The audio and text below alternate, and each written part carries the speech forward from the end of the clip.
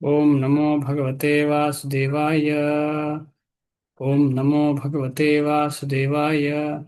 ಓಂ ನಮೋ ಭಗವತೆ ವಾಸುದೇವಾಯ. ಓಂ ಸುರಭ್ಯೇ ನಮಃ. ಓಂ ಸುರಭ್ಯೇ ನಮಃ. ಓಂ ಸುರಭ್ಯೇ ನಮಃ. ಮೂಕಂ ಕರೋತಿ ವಾಚಾಲಂ ಪಂಗುಂ ಲಂಘಾಯತೆ ಗಿರಿಂ ಯತ್ಕೃಪಾತಮಹಂ ವಂದೇ ಶ್ರೀಗುರುಂ ದೀನತಾರಿಣಂ ಶ್ರೀಚೈತನ್ಯಮೀಶ್ವರಂ ಪರಮಾನಂದಮಾಧವಂ.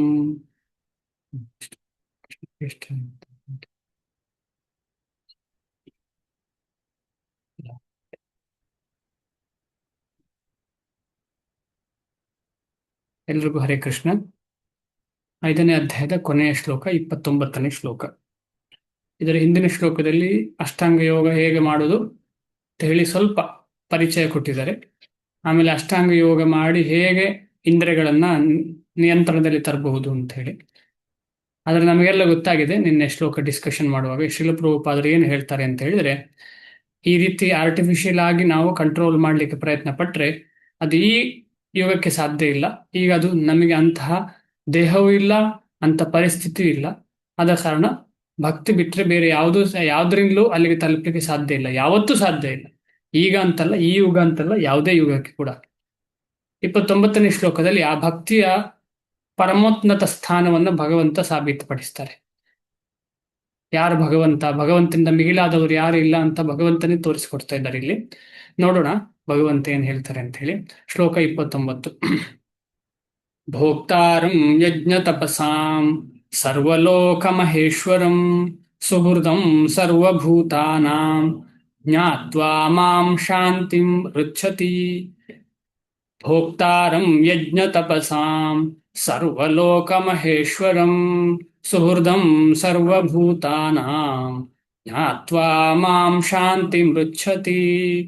ಭೋಕ್ತಾರಂ ಯಜ್ಞ ತಪಸಾಂ ಸರ್ವಲೋಕ ಮಹೇಶ್ವರಂ ಸುಹೃದಂ ಸರ್ವಭೂತಾನಾಂ ಜ್ಞಾತ್ವಾ ಮಾಂ ಶಾಂತಿಂ ರುಚ್ಛತಿ. ಯಾರದೊಬ್ಬರು ರಿಪೀಟ್ ಮಾಡಿ.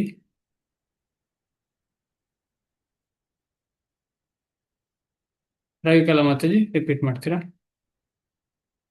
ಹರೇ ಕೃಷ್ಣ ಪ್ರಭು, ಹರೇ ಕೃಷ್ಣ. ಹರೇ ಕೃಷ್ಣ.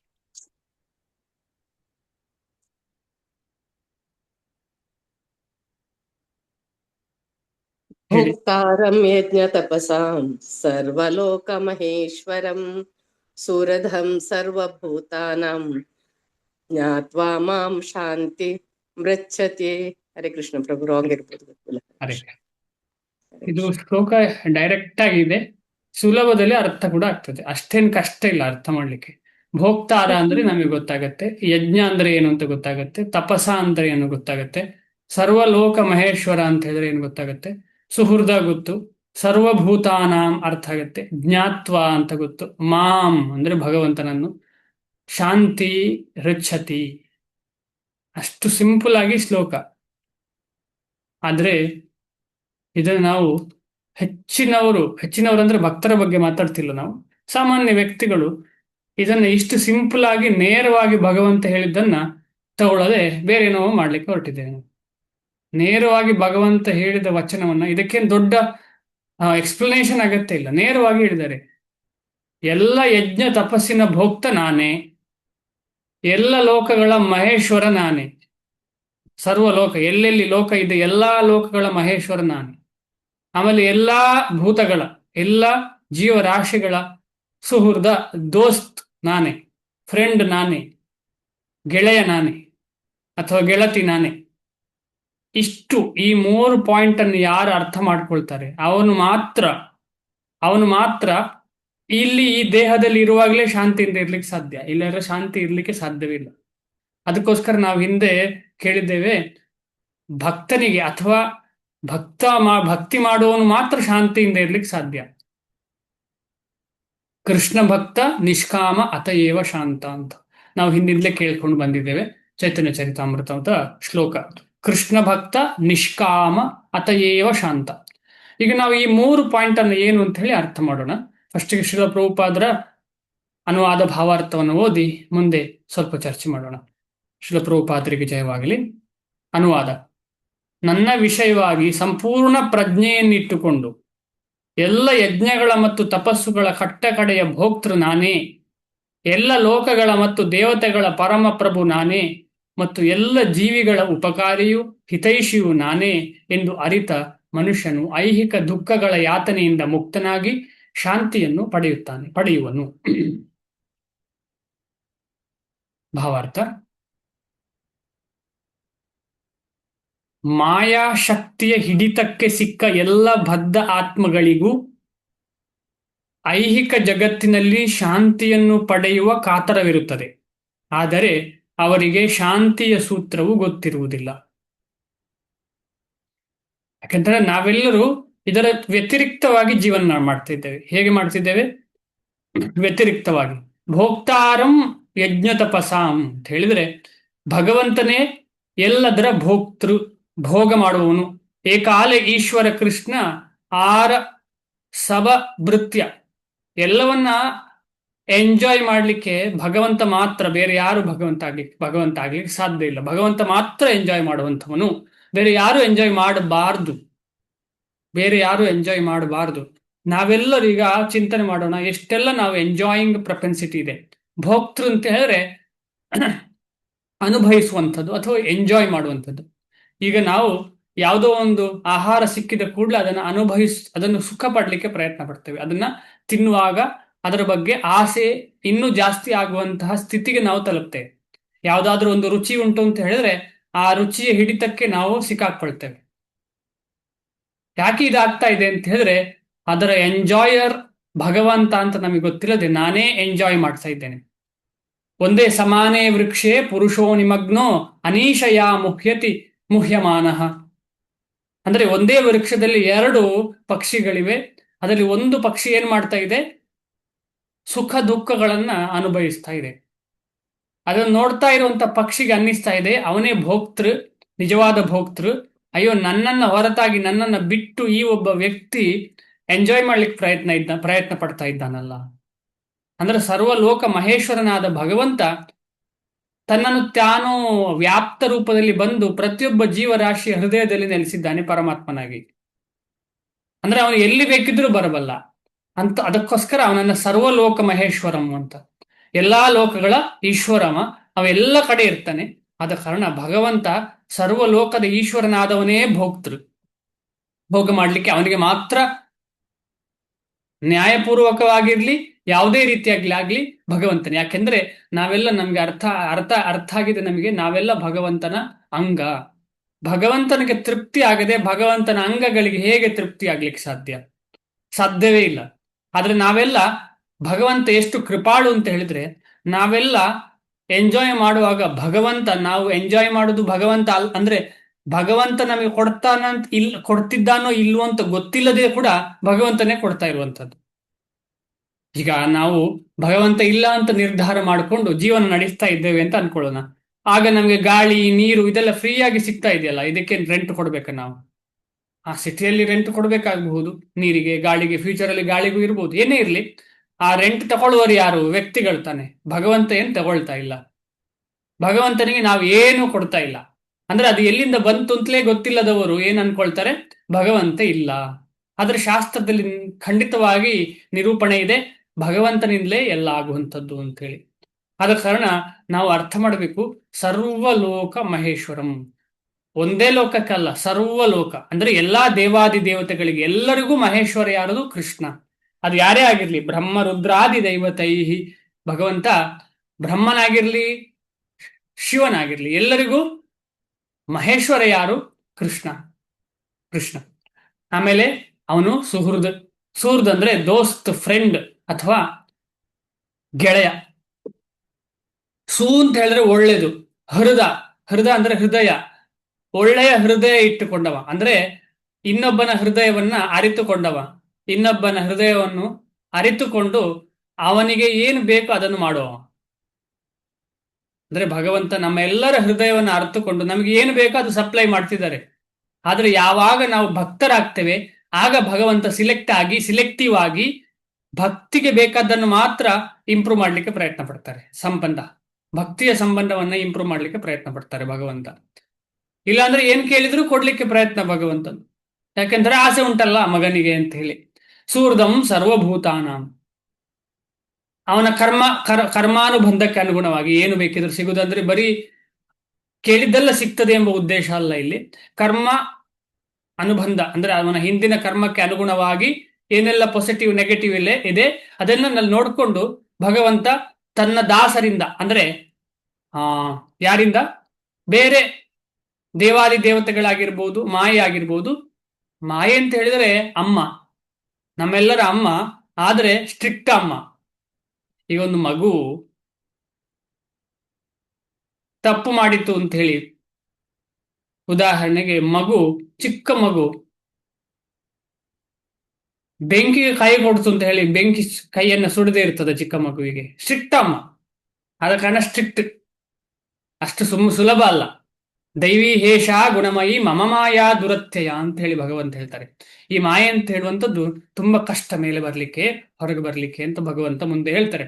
ಆದ ಕಾರಣ ಸರ್ವಭೂತಗಳ ಹೃದಯದಲ್ಲಿ ಭಗವಂತ ನೆಲೆಸಿ, ಭಗವಂತ ಸರ್ವಭೂತಗಳ ಎಲ್ಲ ಜೀವರಾಶಿಗಳ ಹೃದಯದಲ್ಲಿ ಅಡಗಿರುವಂತಹ ಕಾಮನೆಗಳನ್ನ ಪೂರೈಸಲಿಕ್ಕೆ ಭಗವಂತನೇ ಕಾರಣ.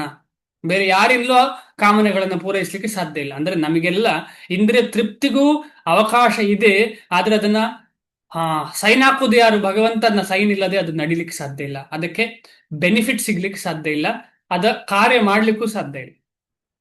ಇಷ್ಟು ನಮಗೆ ಅರ್ಥ ಆದ್ರೆ ನಮಗೆ ನಿಜವಾದ ಶಾಂತಿ, ಭಗವಂತನೇ ಸರ್ವಲೋಕ ಮಹೇಶ್ವರ ಅಂತ ಗೊತ್ತಾದ ಮೇಲೆ, ಆಮೇಲೆ ಅವನೇ ನಮ್ಮ ನಿಜವಾದ ಸುಹೃತ್, ಅವನೇ ಎಲ್ಲ ವಿಚಾರಗಳ ಭೋಕ್ತೃ. ಈ ಮೂರನ್ನ ನಾವು ಚೆನ್ನಾಗಿ ಹೃದಯದಲ್ಲಿ ಇಡೋಣ. ಭೋಕ್ತೃ ಭಗವಂತ, ಇಡೀ ಲೋಕದ ಮಹೇಶ್ವರ ಭಗವಂತ, ಅದಲ್ಲದೆ ಎಲ್ಲರ ಸ್ನೇಹಿತ ಭಗವಂತ.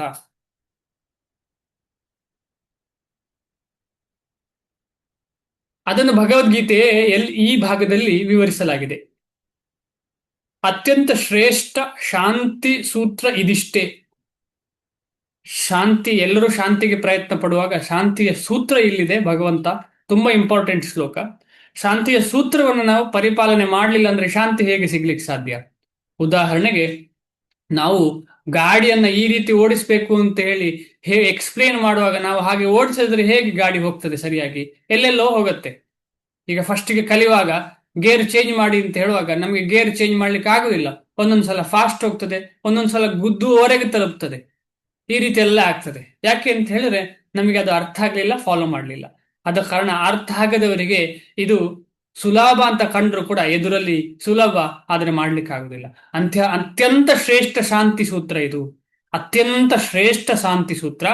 ಸೂರ್ಧಂ ಸರ್ವಭೂತಾನಾಂ, ಆಮೇಲೆ ಭೋಕ್ತಾರಂ ಯಜ್ಞ ತಪಸಾಂ ಸರ್ವಲೋಕ ಮಹೇಶ್ವರಂ. ಅವನೇ ಎಲ್ಲ ಲೋಕಗಳ ಮತ್ತು ಎಲ್ಲ ದೇವತೆಗಳ ಒಡೆಯ.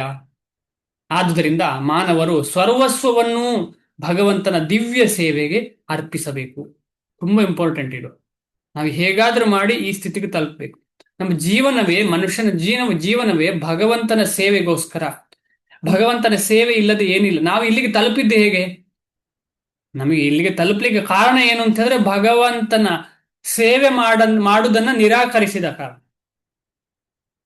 ಇಲ್ಲಿ ನಾವು ಮಾಡ್ತಿದ್ದೇವ ಭಗವಂತನ ಸೇವೆಯನ್ನ? ಇಲ್ಲ. ಅದು ಯಾಕೆ ಮಾಡ್ತಿಲ್ಲ? ನಿರಾಕರಿಸಿ ಬಂದಿದ್ದೇವೆ. ಹಾಗೆ ಹೇಗೆ ಮಾಡ್ಲಿಕ್ಕೆ ಸಾಧ್ಯ? ಆದರೆ ಭಗವಂತ ದಯಾಳು. ಭಗವಂತನ ಭಕ್ತರನ್ನು ಕಳಿಸಿ ಸೇವೆ ಏನು ಅಂತ ನಮಗೆ ಅರ್ಥ ಮಾಡುವ ಹಾಗೆ ಮಾಡಿ ಸೇವೆ ಮಾಡಿಸ್ತಾ ಇದ್ದಾರೆ. ಆದುದರಿಂದ ನಾವು ನಿಧಾನಕ್ಕೆ ಇದನ್ನು ಅರ್ಥ ಮಾಡಿಕೊಂಡು, ಸೇವೆಯ ಒಂದು ನಿಜವಾದ ಇಂಪಾರ್ಟೆನ್ಸ್ ಅನ್ನು ಅರ್ಥ ಮಾಡಿಕೊಂಡು ಎಷ್ಟಾಗ್ತದೋ ಅಷ್ಟು ಸೇವೆಯಲ್ಲಿ ತೊಡಗಿಸ್ಬೇಕು. ಅದು ಯಾವ ಸೇವೆ? ದಿವ್ಯವಾದ ಸೇವೆ. ಅವನಿಗಿಂತ ಯಾರೂ ಶ್ರೇಷ್ಠರಲ್ಲ, ಭಗವಂತನಿಗಿಂತ ಶ್ರೇಷ್ಠರು ಯಾರೂ ಇಲ್ಲ. ಸರ್ವಲೋಕ ಮಹೇಶ್ವರಂ. ದೇವತೆಗಳಲ್ಲಿ ಶ್ರೇಷ್ಠರಾದ ಶಿವ ಮತ್ತು ಬ್ರಹ್ಮರಿಗಿಂತ ಅವನು ಶ್ರೇಷ್ಠನು. ವೇದಗಳಲ್ಲಿ ಶ್ವೇತಾಶ್ವತರ ಉಪನಿಷತ್ತು 6.7 ಭಗವಂತನನ್ನು ತಂ ಈಶ್ವರಾಣಾಂ ಪರಮಂ ಮಹೇಶ್ವರಂ ಅಂತ ಹೇಳಿದೆ ಎಂದು ವರ್ಣಿಸಿದೆ. ತಂ ಈಶ್ವರಾಣಾಂ ಪರಮಂ ಮಹೇಶ್ವರಂ. ಎಲ್ಲಾ ಕಂಟ್ರೋಲರ್ಸ್ಗಿಂತ ಮೇಲೆ ಇರುವ ಕಂಟ್ರೋಲರ್ ಯಾರು? ಭಗವಂತ ಕೃಷ್ಣ. ಭಗವಂತ ಕೃಷ್ಣ ಈಶ್ವರಾಣಾಂ ಅಂದ್ರೆ ಕಂಟ್ರೋಲರ್. ನಾವು ಕೂಡ ಕಂಟ್ರೋಲರ್. ಒಂದು ಲಿಮಿಟೆಡ್ ಆಕ್ಸೆಸ್ ಇದೆ ನಮಗೆ ಕಂಟ್ರೋಲ್ ಮಾಡ್ಲಿಕ್ಕೆ. ಉದಾಹರಣೆಗೆ ನಾವು ಗಾಡಿಯಲ್ಲಿ ಕೂತಿದ್ದೇವೆ ಅಂದ್ರೆ ಗಾಡಿಯನ್ನು ನಾವು ಕಂಟ್ರೋಲ್ ಮಾಡ್ತಿದ್ದೇವೆ. ಆದ್ರೆ ನಮ್ಮನ್ನು ಯಾರು ಕಂಟ್ರೋಲ್ ಮಾಡ್ತಿದ್ದಾರೆ? ದೇವಾದಿ ದೇವತೆಗಳು ಕಂಟ್ರೋಲ್ ಮಾಡ್ತಿದ್ದಾರೆ. ಅವರನ್ನು ಯಾರು ಕಂಟ್ರೋಲ್ ಮಾಡ್ತಿದ್ದಾರೆ? ಭಗವಂತ ಕಂಟ್ರೋಲ್ ಮಾಡ್ತಿದ್ದಾರೆ. ಈ ರೀತಿಯಲ್ಲಿ ತಮ್ ಈಶ್ವರನಾಂ ಪರಮಂ ಮಹೇಶ್ವರಂ. ಕೃಷ್ಣನನ್ನು ಯಾರು ಕಂಟ್ರೋಲ್ ಮಾಡ್ತಿದ್ದಾರೆ? ಕೃಷ್ಣನನ್ನು ಕಂಟ್ರೋಲ್ ಮಾಡೋರು ಯಾರು ಇಲ್ಲ, ಕೃಷ್ಣನೇ ಪರಮ ಮಹೇಶ್ವರಂ. ಅಲ್ಲಿಗೆ ಎಂಡ್. ಅಲ್ಲಿಂದ ಮೇಲೆ ಯಾರಿದ್ದಾರೆ ಅಂತ ಹುಡುಕುವ ಕೆಲಸವೇ ಇಲ್ಲ. ಅಂತ ನೇರವಾದ ಸಂಪೂರ್ಣವಾದ ಜ್ಞಾನ ಈ ಭಗವದ್ಗೀತೆ. ಸಂಪೂರ್ಣ, ಅಲ್ಲಿ ಅಪೂರ್ಣ ಅಂತ ಏನೂ ಇಲ್ಲ, ಸಂಪೂರ್ಣ. ಅದರಿಂದ ಇನ್ನೂ ಮುಂದೆ ಹೋಗ್ಲಿಕ್ಕಿದೆ. ರಿಸರ್ಚ್ ಮಾಡಿ ಯಾರು ಕೃಷ್ಣ ಯಾರು ಅಂತ ಹೇಳಿ ತಿಳ್ಕೊಂಡು ಕೃಷ್ಣನಿಂದ ಮಿಗಿಲಾದವರು ಯಾರು ಇಲ್ಲ, ಅಂತ ವಿಚಾರವೇ ಇಲ್ಲ. ಅವರಿಗಿಂತ ಮೇಲೆ ಯಾರಿಲ್ಲ, ಅವನಿಗಿಂತ ಸಮ ಯಾರಿಲ್ಲ, ಅವನಿಗೆ ಸಮಾನವಾಗಿ ಯಾರಿಲ್ಲ, ಅವನಿಗಿಂತ ಮೇಲೆ ಯಾರಿಲ್ಲ. ಅಧಿಕ ಇಲ್ಲ, ಸಮ ಇಲ್ಲ, ಎಲ್ಲರೂ ಕೆಳಗೆ ಭಗವಂತನಿಗಿಂತ. ಮಾಯೆಯ ಪ್ರಭಾವದಿಂದ ಜೀವಿಗಳು ತಾವು ಕಂಡದ್ದಕ್ಕೆಲ್ಲ ಒಡೆಯರಾಗಬೇಕೆಂದು ಪ್ರಯತ್ನಿಸುತ್ತಿದ್ದಾರೆ.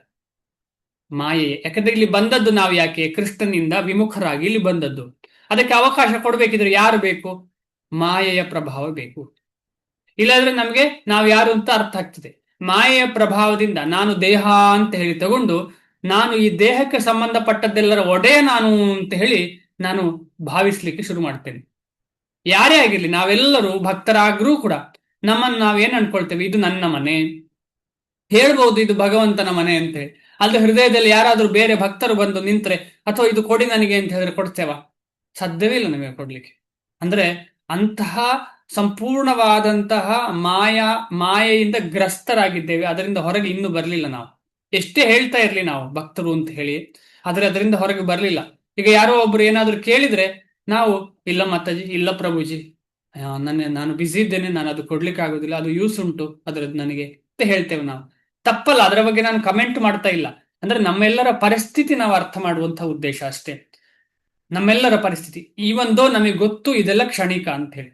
ಈಗ ಮನೆ, ಬಂಗ್ಲೆ, ಕಾರು ಎಲ್ಲ ಕ್ಷಣಿಕ ಅಂತ ನಮಗೆ ಗೊತ್ತು. ಆದ್ರೆ ಯಾರೋ ಒಂದು ಕೇಳಿದ್ರೆ ನಮಗೆ ಕೊಡ್ಲಿಕ್ಕೆ ಸಾಧ್ಯ ಇಲ್ಲ. ಯಾಕಂತ ಹೇಳಿದ್ರೆ ನಮ್ಮ ಹೃದಯದಲ್ಲಿ ಸಂಪೂರ್ಣವಾಗಿ ಭಗವಂತನಲ್ಲಿ ಶರಣಾಗತಿ ಇಲ್ಲ. ನಾವು ಮಾಡಿದಂತಹ ಹಣ, ನಾವು ಮಾಡಿದಂತಹ ಸಂಬಂಧ, ನಾವು ಮಾಡಿದಂತಹ ಈ ರೀತಿಯ ಎಷ್ಟೋ ಚಟುವಟಿಕೆಗಳಲ್ಲಿ ಭರವಸೆ. ಅದೇ ಹೇಳುದು ಅಹಂ ಮಾಮೇತಿ ಅಂತ. ನಮಗೆಲ್ಲರಿಗೂ ಇರುವಂತದ್ದು ಅಹಂ ಮಾಮೇತಿ, ನಾನು ನನ್ನದು ಅಂತ ಇದೆ. ಆದ್ರೆ ನಮ್ಮ ಅದೃಷ್ಟವಶಾತ್ ಭಗವಂತ ನಮಗೆ ಸಿಕ್ಕಿದ್ದಾರೆ. ಭಗವಂತನನ್ನು ಒಟ್ಟಿಗೊಟ್ಟಿಗೆ ಸೇರಿಸ್ತಾ ಇದ್ದೇವೆ ನಾವು.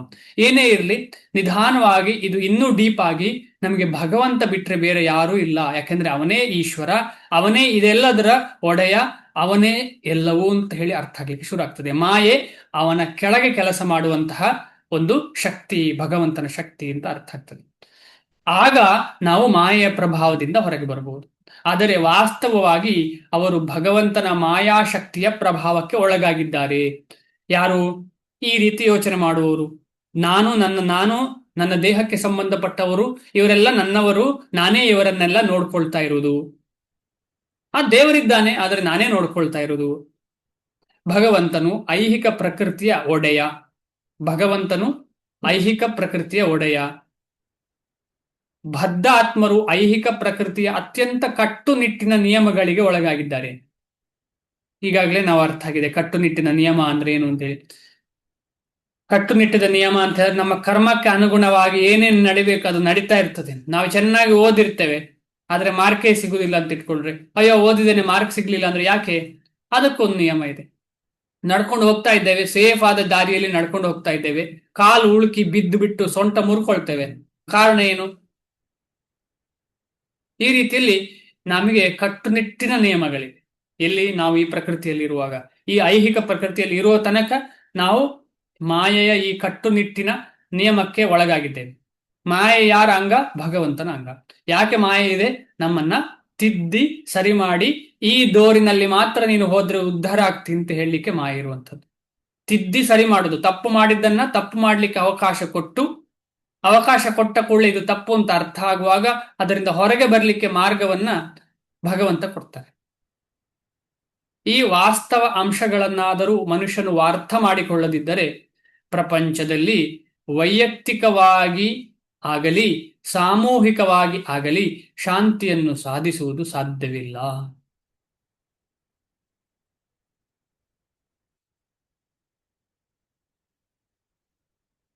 ಈ ವಾಸ್ತವ ಅಂಶ ಯಾವುದು? ವಾಸ್ತವ ಅಂಶ ಎಲ್ಲವೂ ಭಗವಂತನೇ ಅಂತ ಹೇಳುವಂತಹ ವಾಸ್ತವ ಅಂಶ ಅರ್ಥ ಮಾಡಲಿಲ್ಲ ಅಂದ್ರೆ ನಮಗೆ ಹೇಗೆ ಶಾಂತಿ ಸಿಗ್ಲಿಕ್ಕೆ ಸಾಧ್ಯ? ಯಾಕೆಂತ ಹೇಳಿದ್ರೆ, ಯಾವಾಗ ನಾನೇ ಮಾಡುದು ಅಂತ ಹೇಳಿದ್ರೆ ಅದು ದೊಡ್ಡ ರೆಸ್ಪಾನ್ಸಿಬಿಲಿಟಿ, ಆಗ ಸ್ಟ್ರೆಸ್ ಇದೆ.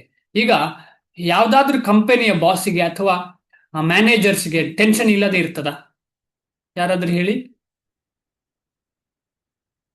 ದೊಡ್ಡ ದೊಡ್ಡ ಕಂಪನಿಯ ಮ್ಯಾನೇಜರ್ಸ್ ಅಥವಾ ಮ್ಯಾನೇಜಿಂಗ್ ಡೈರೆಕ್ಟರ್ ಅವರಿಗೆ ಟೆನ್ಷನ್ ಇಲ್ಲದೆ ಆರಾಮದಲ್ಲಿ ಇರ್ತಾರ?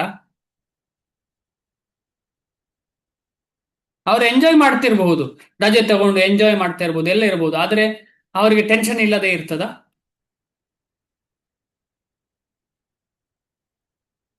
ಹೇಳಿ ಯಾರಾದ್ರೂ. ಇಲ್ಲ ಪ್ರಭು, ತುಂಬಾ ಟೆನ್ಷನ್ ಇರುತ್ತೆ. ತುಂಬಾ ಟೆನ್ಷನ್ ಇರುತ್ತೆ. ಅದೇ ಒಂದು ಮಗು, ಚಿಕ್ಕ ಮಗು, ಸಂಪೂರ್ಣವಾಗಿ ಕಾನ್ಶಿಯಸ್ನೆಸ್ ಅಷ್ಟೇನು ಡೆವಲಪ್ ಆಗಿರುವುದಿಲ್ಲ ಅಂತಲೇ ಇಟ್ಕೊಳ್ಳೋಣ. ಒಂದು 1 ವರ್ಷದ ಮಗು ಏನೇ ಆಗಿರ್ಲಿ, ಹೇಗಿರುತ್ತೆ ಮಗು? ಪ್ರಾಬ್ಲಮ್ಸ್ ಎಲ್ಲ ಇರ್ತದೆ, ಆದ್ರೆ ಆ ರೀತಿಯ ಟೆನ್ಷನ್ ಇರುವುದಿಲ್ಲ ಅಲ್ಲ. ಸಂಪೂರ್ಣವಾಗಿ ತನ್ನ ಅಪ್ಪ ಅಮ್ಮ ಇದ್ದಾರೆ, ಅಪ್ಪ ಅಮ್ಮನಿಗೆ ಶರಣಾಗಿದ್ದಾನೆ ಮಗು. ಅಪ್ಪ ಅಮ್ಮನಿಂದ ಒಪೋಸಿಟ್ ಇಲ್ಲ. ಅಪ್ಪ ಅಮ್ಮ ಹೊಟ್ಟದನ್ನು ತಿನ್ನುವಂಥದ್ದು, ಅಪ್ಪ ಅಮ್ಮನ ಕರ್ಕೊಂಡು ಹೋದಲ್ಲಿ ಹೋಗುವಂಥದ್ದು, ಎಷ್ಟು ಹತ್ರ ಕೂಡ ಅಪ್ಪ ಅಮ್ಮ ಏನು ಬೇಕು ಅದನ್ನೇ ಮಾಡ್ತಾ ಇರೋದು. ಅಪ್ಪ ಅಮ್ಮ ಮಗುವಿಗೆ ಬೇಡದನ್ನ ಅಪ್ಪ ಕೊಡುದೇ ಇಲ್ಲ, ಅಮ್ಮನು ಕೊಡುದೇ ಇಲ್ಲ, ಸತತವಾಗಿ ಕೇಳಿದ್ರು ಕೂಡ. ಈ ರೀತಿ ಸರೆಂಡರಿಂಗ್ ಸೋಲಿಗೆ ಏನಾಗತ್ತೆ ಅಂತ ಹೇಳಿದ್ರೆ, ಭಗವಂತ ಜೀವನವನ್ನ ಸಲೀಸ್ ಮಾಡ್ತಾನೆ, ಶಾಂತಿಯಿಂದ ಜೀವನ ಹೋಗ್ತದೆ ಮುಂದೆ. ಟೆನ್ಷನ್ ಇಲ್ಲ ಅಂತಲ್ಲ, ಟೆನ್ಷನ್ ಇಂದ ಡಿಸ್ಟರ್ಬ್ ಆಗೋದಿಲ್ಲ. ಟೆನ್ಷನ್ ಬರುವುದಿಲ್ಲ ಅಂತಲ್ಲ, ಟೆನ್ಷನ್ ಇಂದ ಡಿಸ್ಟರ್ಬ್ ಆಗುದಿಲ್ಲ. ಯಾಕೆಂದ್ರೆ ಟೆನ್ಷನ್ ತೆಕ್ಕೊಳ್ಳೋರು, ನಮ್ಮದೆಲ್ಲ ಟೆನ್ಷನ್ ತೆಕ್ಕೊಳ್ಳೋರು ಭಗವಂತ ಇದ್ದಾರೆ. ಭಕ್ತರನ್ನ ಸದಾ ಕಾಪಾಡುವವನು ಭಗವಂತ. ಟೆನ್ಷನ್ನೇ ಇಲ್ಲ. ಕೃಷ್ಣ ಪ್ರಜ್ಞೆಯ ಅರ್ಥ ಇದು. ಈ ಶ್ರೀಕೃಷ್ಣನೇ ಪರಮ ಅಧಿಕಾರಿ. ಮಹಾನ್ ದೇವತೆಗಳು ಸೇರಿದಂತೆ ಎಲ್ಲ ಜೀವಿಗಳು ಅವನ ಅಧಿಕಾರಕ್ಕೆ ಒಳಪಟ್ಟವರು. ಕೃಷ್ಣ ಪ್ರಜ್ಞೆಯಲ್ಲಿ ಮಾತ್ರ ಮನುಷ್ಯನಿಗೆ ಸಂಪೂರ್ಣ ಶಾಂತಿಯು ಸಾಧ್ಯ. ಕೃಷ್ಣ ಪ್ರಜ್ಞೆಯಲ್ಲಿ ಮಾತ್ರ ಮನುಷ್ಯನಿಗೆ ಸಂಪೂರ್ಣ ಶಾಂತಿಯು ಸಾಧ್ಯ. 2 ಸಲ ಹೇಳಿದ್ರು ಕೂಡ ಅದು ಎಷ್ಟರ ಮಟ್ಟಿಗೆ ನಮ್ಮ ಹೃದಯಕ್ಕೆ ಹೋಗಿದೆ ಅಂತ ಗೊತ್ತಿಲ್ಲ. ಓ ಸೇವೆ ಅಲ್ಲಿ ಹೋಗಿರುವಾಗ ಲೇಟ್ ಆಯ್ತು, ನಾನು ಮನೆಗೆ ಹೋಗ್ತೇನೆ ಅಂತ ಹೇಳ್ತೇವೆ ನಾವು. ಅಂದ್ರೆ ಎಷ್ಟು ನಾವು ಬದ್ಧರಾಗಿದ್ದೇವೆ ಅಂತ ಹೇಳಿದ್ರೆ, ಕೃಷ್ಣ ಪ್ರಜ್ಞೆ ನಮಗೆ ದೊರಕಿದ್ರು ಕೂಡ, ಅದರಲ್ಲಿ ನಿಜವಾಗಿ ಶಾಂತಿ ಇದೆ ಅಂತ ಗೊತ್ತಿದ್ರು ಕೂಡ ನಾವು ಅಲ್ಲೇ ನಿಲ್ಲಿಕ್ಕೆ ಆಗ್ತಿಲ್ಲ. ನಮಗೆ ಅದರಲ್ಲೇ ಸ್ಥಿರರಾಗಿರ್ಲಿಕ್ಕೆ ಆಗ್ತಾ ಇಲ್ಲ. ಯಾಕೆಂತ ಹೇಳಿದ್ರೆ, ಅಹಂ ಮಾಮೇತಿ ಇನ್ನು ಬಿಟ್ಟು ಹೋಗ್ಲಿಲ್ಲ. ನನ್ನ ಗಂಡ, ನನ್ನ ಹೆಂಡತಿ, ನನ್ನ ಮಕ್ಕಳು, ನನ್ನ ಕುಟುಂಬ ಅಂತ ಅಥವಾ ನನ್ನ ಫ್ರೆಂಡ್ಸ್ ಅಂತ ಹೇಳುದು ಇನ್ನೂ ಸಂಪೂರ್ಣವಾಗಿ ಬಿಟ್ಟು ಹೋಗ್ಲಿಲ್ಲ. ಅದು ಕಾರಣ ಇದೆಲ್ಲ ಪ್ರಾಬ್ಲಮ್. ಖಂಡಿತವಾಗಿ ಈಗ ಪ್ರಶ್ನೆ ಕೇಳಬಹುದು, ಹಾಗಿದ್ರೆ ಕುಟುಂಬವನ್ನ ಯಾರು ರಕ್ಷಿಸುವರು? ಹಾಗಿದ್ರೆ ನಾನೀಗ ದೇವಸ್ಥಾನದಲ್ಲಿ ಹೋಗಿರ್ತೇನೆ, ಅರ್ಧ ಗಂಟೆ ಲೇಟ್ ಆದ್ರೆ ಮಕ್ಕಳಿಗೆ ಬೇಜಾರಾಗಲ್ವಾ? ಅಥವಾ ಗಂಡನಿಗೆ ಬೇಜಾರಾಗಲ್ವಾ? ಅಥವಾ ಹೆಂಡತಿಗೆ ಬೇಜಾರಾಗಲ್ವಾ ಅಂತ ಪ್ರಶ್ನೆ. ಕರೆಕ್ಟ್, ಖಂಡಿತವಾಗಿ ಬೇಜಾರಾಗತ್ತೆ. ಯಾಕೆಂದ್ರೆ ಆ ಶರಣಾಗತಿ ನಮಗೆ ಇಲ್ಲದ ಕಾರಣ ಆಗ್ತಾ ಇರುತ್ತೆ. ಈಗ ಮನೆಯಲ್ಲಿ ಭಕ್ತರಿಲ್ಲದವರು ಇರುವಾಗ ನಾವು ಕೃಷ್ಣ ಪ್ರಜ್ಞೆಯನ್ನು ತಕ್ಕೊಳ್ಳುವಾಗಲೂ ಅವರಿಗೆ ಬೇಜಾರಾಗ್ತದೆ. ಹಾಗೆ ಅಂತ ಹೇಳಿ ನಾವು ತಕ್ಕೊಳ್ಳದೆ ಇರ್ಲಿಕ್ಕೆ ಸಾಧ್ಯವಾ? ಅಂದ್ರೆ ಪ್ರಗತಿಗೆ ಯಾರು ನಮಗೆ ತೊಂದರೆ ಕೊಡುದಿಲ್ಲ. ಯಾರು ತೊಂದರೆ ಕೊಡುದು? ನಮ್ಮ ಮನಸ್ಸು. ನಮ್ಮ ಮನಸ್ಸಿನಲ್ಲಿ ನಮ್ಮ ಮನಸ್ಸಲ್ಲಿ ಅವರ ಜೊತೆ ಇರುವಂತಹ ಸಂಬಂಧ, ವ್ಯಾಮೋಹ ನಮಗೆ ತೊಂದರೆ ಕೊಡ್ತಾ ಇರುವಂಥದ್ದು. ಅದನ್ನು ಅರ್ಥ ಮಾಡೋದು ಇಂಪಾರ್ಟೆಂಟ್, ಅದರ ಮೇಲೆ ವರ್ಕ್ ಮಾಡೋದು ಇಂಪಾರ್ಟೆಂಟ್. ನಿಧಾನವಾಗಿ, ಕೂಡ್ಲೆ ಆಗ್ಬೇಕು ಅಂತ ಹೇಳಿದ್ರೆ ಆಗೋದಿಲ್ಲ. ನಿಧಾನವಾಗಿ, ಇವತ್ತಿಂದ ಹೀಗೆ ಮಾಡ್ತೇನೆ ನಾನು, ಅವ್ರಿಗೆ ಎಷ್ಟೇ ತೊಂದರೆ ಆದ್ರೂ ತೊಂದರೆ ಇಲ್ಲ, ಅವ್ರು ಏನು ಬೇಜಾರು ಮಾಡ್ಕೊಂಡ್ರು ತೊಂದರೆ ಇಲ್ಲ. ಈ ರೀತಿಯ ಬಿಹೇವಿಯರೇ ನಮ್ಮನ್ನ ಕೃಷ್ಣ ಪ್ರಜ್ಞೆಯಿಂದ ಬೇರೆಯವರನ್ನು, ನಮ್ಮನ್ನು ದೂರ ಕೊಡುವ ಹಾಗೆ ಮಾಡ್ತಾ ಉಂಟು. ಯಾಕೆಂತ ಹೇಳಿದ್ರೆ, ಸುಹೃದಂ ಸರ್ವಭೂತಾನಾಂ ಭಗವಂತ ಸುಹೃದ್. ಆ ಭಗವಂತನ ದಾಸರಾದ ನಾವು ಕೂಡ ಆ ಸುಹೃದ್ ಭಾವನೆಯನ್ನ ಬೆಳೆಸಿಕೊಳ್ಬೇಕು.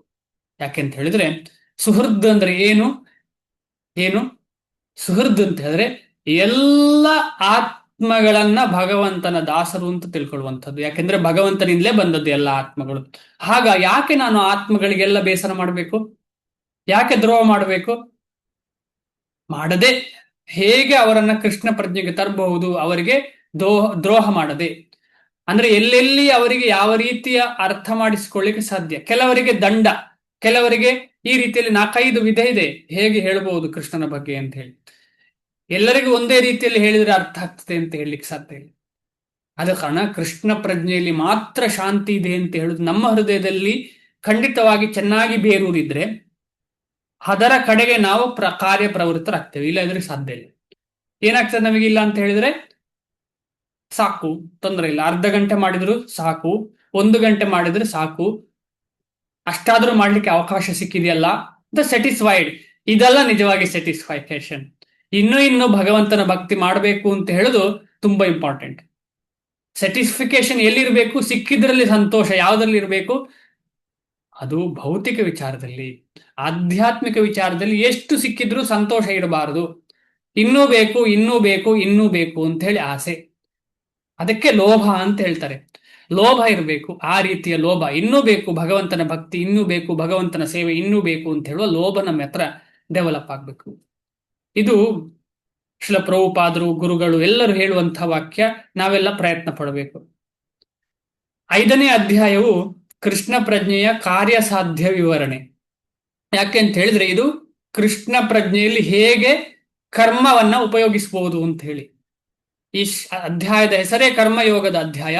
ಈ ಕರ್ಮವನ್ನ, ನಾವು ಮಾಡುವಂತ ಕೆಲಸಗಳನ್ನ ಹೇಗೆ ಕೃಷ್ಣ ಪ್ರಜ್ಞೆಯಲ್ಲಿ ತೊಡಗಿಸಿಕೊಳ್ಳಬಹುದು ಅಂತ. ಆದ ಕಾರಣ ತುಂಬಾ ಪ್ರಾಕ್ಟಿಕಲ್ ಆದಂತಹ ಅಧ್ಯಾಯ ಇದು.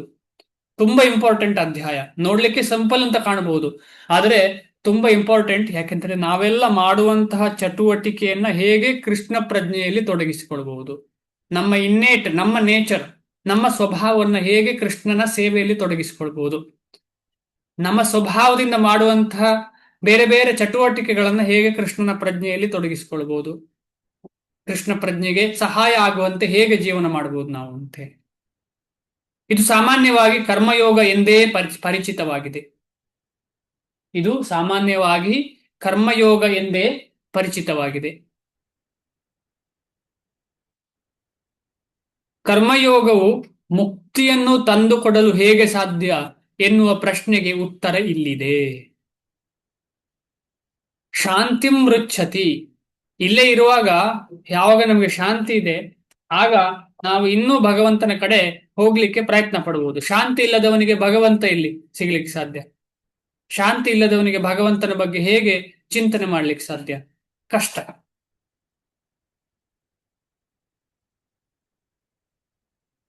ಕೃಷ್ಣ ಪ್ರಜ್ಞೆಯಲ್ಲಿ ಕೆಲಸ ಮಾಡುವುದೆಂದರೆ ಭಗವಂತನೇ ಪರಮ ಅಧಿಕಾರಿ ಎನ್ನುವ ಸಂಪೂರ್ಣ ಅರಿವಿನಲ್ಲಿ ಕೆಲಸ ಮಾಡುವುದು.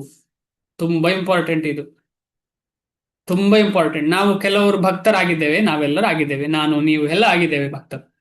ನಾವು ಯಾವುದಾದ್ರೂ ಸೇವೆ ಸಿಗುವಾಗ ಈ ಸೇವೆ ಕೃಷ್ಣನಿಂದಾಗಿ ಸಿಕ್ಕಿದ್ದು, ಬೇರೆ ವೈಷ್ಣವರಿಂದ ಸಿಕ್ಕಿತ್ತು, ನಾನಿದಕ್ಕೆ ಕೆಪಾಸಿಟಿಯೇ ಇಲ್ಲ ನಂಗೆ ಅಂತ ಹೇಳುವ ಭಾವನೆ ನಮ್ಮ ಹತ್ರ ಭಾರಿ ಅಪರೂಪ.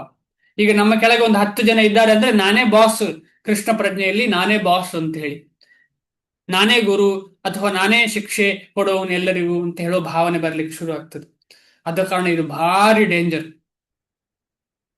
ಭಗವಂತನೇ ಪರಮ ಅಧಿಕಾರಿ ಅಂತ ಇಲ್ಲದೆ ನಾನೇ ಅಧಿಕಾರಿ ಅಂತ ಹೇಳಿ ಶುರು ಮಾಡ್ತೇನೆ. ಇದರಲ್ಲಿ ಒಂದು ಸೂಕ್ಷ್ಮತೆ ಇದೆ. ಯಾವಾಗ ನಮಗೆ ಆ ಭಾವನೆ ಬರ್ತದೆ, ಇದು ನನ್ನಿಂದಲೇ ನಡೀತಾ ಇರೋದು, ಆಗ ಆ ಒಂದು ಚಟುವಟಿಕೆಯಲ್ಲಿ ಶೂನ್ಯವಾದ ರಿಸಲ್ಟ್ ಸಿಗ್ತದೆ. ಭಗವಂತನ ಪ್ರಜ್ಞೆ ಬೆಳೆಯುವುದಿಲ್ಲ ಅದರಿಂದ ಅಷ್ಟು ಬೇಗನೆ. ಭಗವಂತನ ಪ್ರಜ್ಞೆ ಜಾಸ್ತಿ ಬೆಳಿಲಿಕ್ಕೆ ಹೋಗುವುದಿಲ್ಲ ಅದರಿಂದ. ಇಂತಹ ಕೆಲಸವು ಆಧ್ಯಾತ್ಮಿಕ ಅರಿವಿನಿಂದ ಭಿನ್ನವೇನಲ್ಲ. ಅಂದರೆ ನಿಜವಾಗಿ ಆತ್ಮ ಸಾಕ್ಷಾತ್ಕಾರ ಅಂತ ಹೇಳಿದ್ರೆ ನಾವು ಮಾಡುವ ಪ್ರತಿಯೊಂದು ಕೆಲಸದಲ್ಲಿ ಭಗವಂತನೇ ಇದರ ಪರಮಾಧಿಕಾರಿ, ಭಗವಂತನಿಂದಲೇ ನಾನು ಇದು ಮಾಡ್ತಾ ಇರುವಂಥದ್ದು, ಭಗವಂತನ ಒಂದು ಅನುಗ್ರಹದಿಂದ ಇದು ನಡೀತಾ ಇರುವಂಥದ್ದು. ಆಮೇಲೆ ಇದು ಮಾಡಿದ ಕೆಲಸ ಕೂಡ ಭಗವಂತನದ್ದೇ ಕಾರ್ಯಚಟುವಟಿಕೆ, ಭಗವಂತನೇ ಇದರಲ್ಲಿ ಎಲ್ಲ ಹೊಣೆ ಅಂತ ಹೇಳಿ ಯಾರಿಗೆ ಅರ್ಥ ಆಗ್ತದೆ, ಆಗ ಅದು ಅವನು ನಿಜವಾದ ಆಧ್ಯಾತ್ಮಿಕ ಜೀವನದಲ್ಲಿ ಮುನ್ನಡೀತಾ ಇದ್ದಾನೆ. ನೇರವಾದ ಕೃಷ್ಣ ಪ್ರಜ್ಞೆಯು ಭಕ್ತಿಯೋಗ. ನೇರವಾದ ಕೃಷ್ಣ ಪ್ರಜ್ಞೆಯು ಭಕ್ತಿಯೋಗ. ಜ್ಞಾನಯೋಗವು ಭಕ್ತಿಯೋಗಕ್ಕೆ ದಾರಿ ಅಷ್ಟೇ. ಜ್ಞಾನಯೋಗವು ಭಕ್ತಿಯೋಗಕ್ಕೆ ದಾರಿ. ಕೃಷ್ಣ ಪ್ರಜ್ಞೆ ಎಂದರೆ ಪರಮ ಸತ್ಯದೊಂದಿಗೆ ತನ್ನ ಸಂಬಂಧದ ಸಂಪೂರ್ಣ ತಿಳುವಳಿಕೆಯನ್ನು ಇಟ್ಟುಕೊಂಡು ಕೆಲಸ ಮಾಡುವುದು. ಕರ್ಮಜ್ಞಾನ ಮತ್ತು ಯೋಗದಲ್ಲಿ ನೇರವಾಗಿ ಕೃಷ್ಣನ ಜೊತೆ ಸಂಬಂಧ ಇಲ್ಲ. ನೇರವಾಗಿ ಕೃಷ್ಣನ ಜೊತೆ ಸಂಬಂಧ ಇಲ್ಲ. ಆದರೆ ಕೃಷ್ಣ ಪ್ರಜ್ಞೆ ಅಥವಾ ಭಕ್ತಿ ಯೋಗದಲ್ಲಿ ನೇರವಾಗಿ ಕೃಷ್ಣನೊಂದಿಗೆ ಸಂಬಂಧ ಇದೆ. ಪರಮೋತ್ತಮ ಪರಮ ಪುರುಷನಾದ ಕೃಷ್ಣನೊಂದಿಗೆ ನೇರವಾದ ಸಂಬಂಧ. ಈ ಅರಿವಿನ ಪರಿಪೂರ್ಣತೆಯು ಸಂಪೂರ್ಣ ಕೃಷ್ಣ ಜ್ಞಾನ ಅಥವಾ ದೇವೋತ್ತಮ ಪರಮ ಪುರುಷನ ಜ್ಞಾನ. ಪರಿಶುದ್ಧವಾದ ಆತ್ಮನು ಭಗವಂತನ ವಿಭಿನ್ನ ಅಂಶವೇ ಆಗಿ ಅವನ ನಿರಂತರ ಸೇವಕ. ಪುನಃ ಪ್ರಶ್ನೆ ಕೇಳ್ತೇನೆ. ವಿಭಿನ್ನ ಅಂಶ ಬಂದ ಕಾರಣ ಅರ್ಥ ಏನು? ಯಾರಾದ್ರೂ ಹೇಳ್ತೀರಾ? ವಿಭಿನ್ನ ಅಂಶ ಅಂದ್ರೆ ಏನು ಅರ್ಥ? ಈಗಾಗಲೇ ಇಡೀ ಕ್ಲಾಸಲ್ಲಿ ಒಂದು 5-6 ಸಲ ಡಿಸ್ಕಷನ್ ಮಾಡಿದ್ದೇವೆ.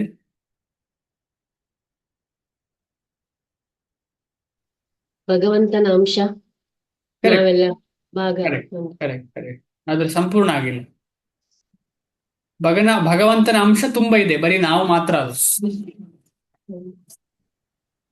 ಭಗವಂತನಿಂದ ಬೇರ್ಪಟ್ಟ ಅಂಶ, ಭಗವಂತನಿಂದ ಬೇರ್ಪಟ್ಟ ಅಂಶಗಳು ತುಂಬಾ ಇದೆ.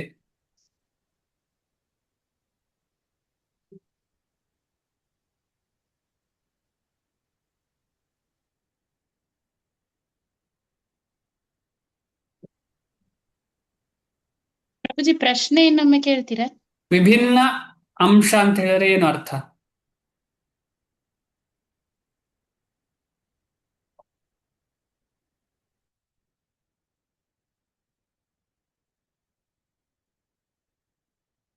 ವಿಭಿನ್ನ ಅಂಶ, ಸ್ಪೆಸಿಫಿಕಲಿ ವಿ ಅಂತ ಹೇಳುವ ಪದವನ್ನು ಉಪಯೋಗಿಸಿದ್ದಾರೆ ಇಲ್ಲಿ. ಯಾಕೆ ಅದನ್ನು ಉಪಯೋಗಿಸಿದ್ದಾರೆ?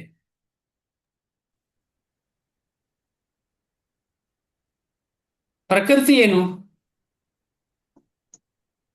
ಪ್ರಕೃತಿ ಅಥವಾ ಮಾಯೆ ಏನು? ಬಹಿರಂಗ ಶಕ್ತಿ ಪ್ರಭುಜಿ. ಅಲ್ಲ, ಅದಕ್ಕೆ ಏನು ಅಂಶ? ಅದು ಕೂಡ ಭಿನ್ನ ಅಂಶ ಅಲ್ವಾ? ಹೌದು ಅಲ್ವಾ? ಹೌದು. ಅವರಿಗೆ ವಿಭಿನ್ನ ಅಂತ ಹೇಳುದು, ಅವರಿಗೆ ಬರೀ ಭಿನ್ನ ಅಂತ ಹೇಳ್ತಾರೆ. ಭಿನ್ನ ಪ್ರಕೃತಿ ರಷ್ಟಧ ಕೇಳಿರ್ತೀರಿ.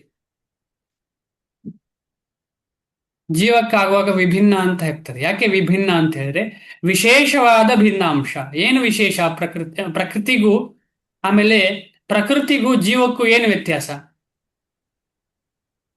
ಪ್ರಕೃತಿ ಜಡ, ಪ್ರಕೃತಿ ಜಡ, ಇದು ನಮ್ಮದು ಚೇತನ. ಜೀವ ಸತ್ ಚಿತ್ತ ಆನಂದ ಚೇತನ. ಆದ ಕಾರಣ ವಿಶೇಷವಾದ ಭಿನ್ನಾಂಶ. ಆದ್ರೆ ಭಗವಂತ ಅಲ್ಲ. ಭಗವಂತನಿಂದ ಬೇರ್ಪಟ್ಟ ಸತ್ ಚಿತ್ ಆನಂದ ಗುಣ ಇರುವಂತಹ ಒಂದು ಕಣವೇ ನಾವೆಲ್ಲ. ಆದ ಕಾರಣ ವಿಭಿನ್ನ ಅಂತ ಹೇಳುವಂತ ಅಂಶ ನಾವು. ಆಮೇಲೆ ನಾವು ನಿರಂತರ ಸೇವಕ, ಭಗವಂತನ ನಿತ್ಯ ಸೇವಕ. ನಾವು ನಿರಂತರ ಅಂದ್ರೆ ನಿತ್ಯ, ಒಂದು ಕ್ಷಣವೂ ನಾವು ಭಗವಂತನ ಸೇವೆ ಮಾಡ್ಲಿಕ್ಕೆ ಇರಲಾರರು. ಆದರೆ ನಮ್ಮನ್ನು ಅಂತಹ ಸ್ಥಿತಿಯಲ್ಲಿ ನಾವು ತಲುಪಿದ್ದೇವೆ. ಭಗವಂತನಿಂದ ವಿಮುಖರಾಗಿ ಎಲ್ಲಿ ತಲುಪಿದ್ದೇವೆ? ಭಗವಂತನನ್ನು ಮರೆತಿರುವಂತಹ ಸ್ಥಿತಿಯಲ್ಲಿ ತಲುಪಿದ್ದೇವೆ.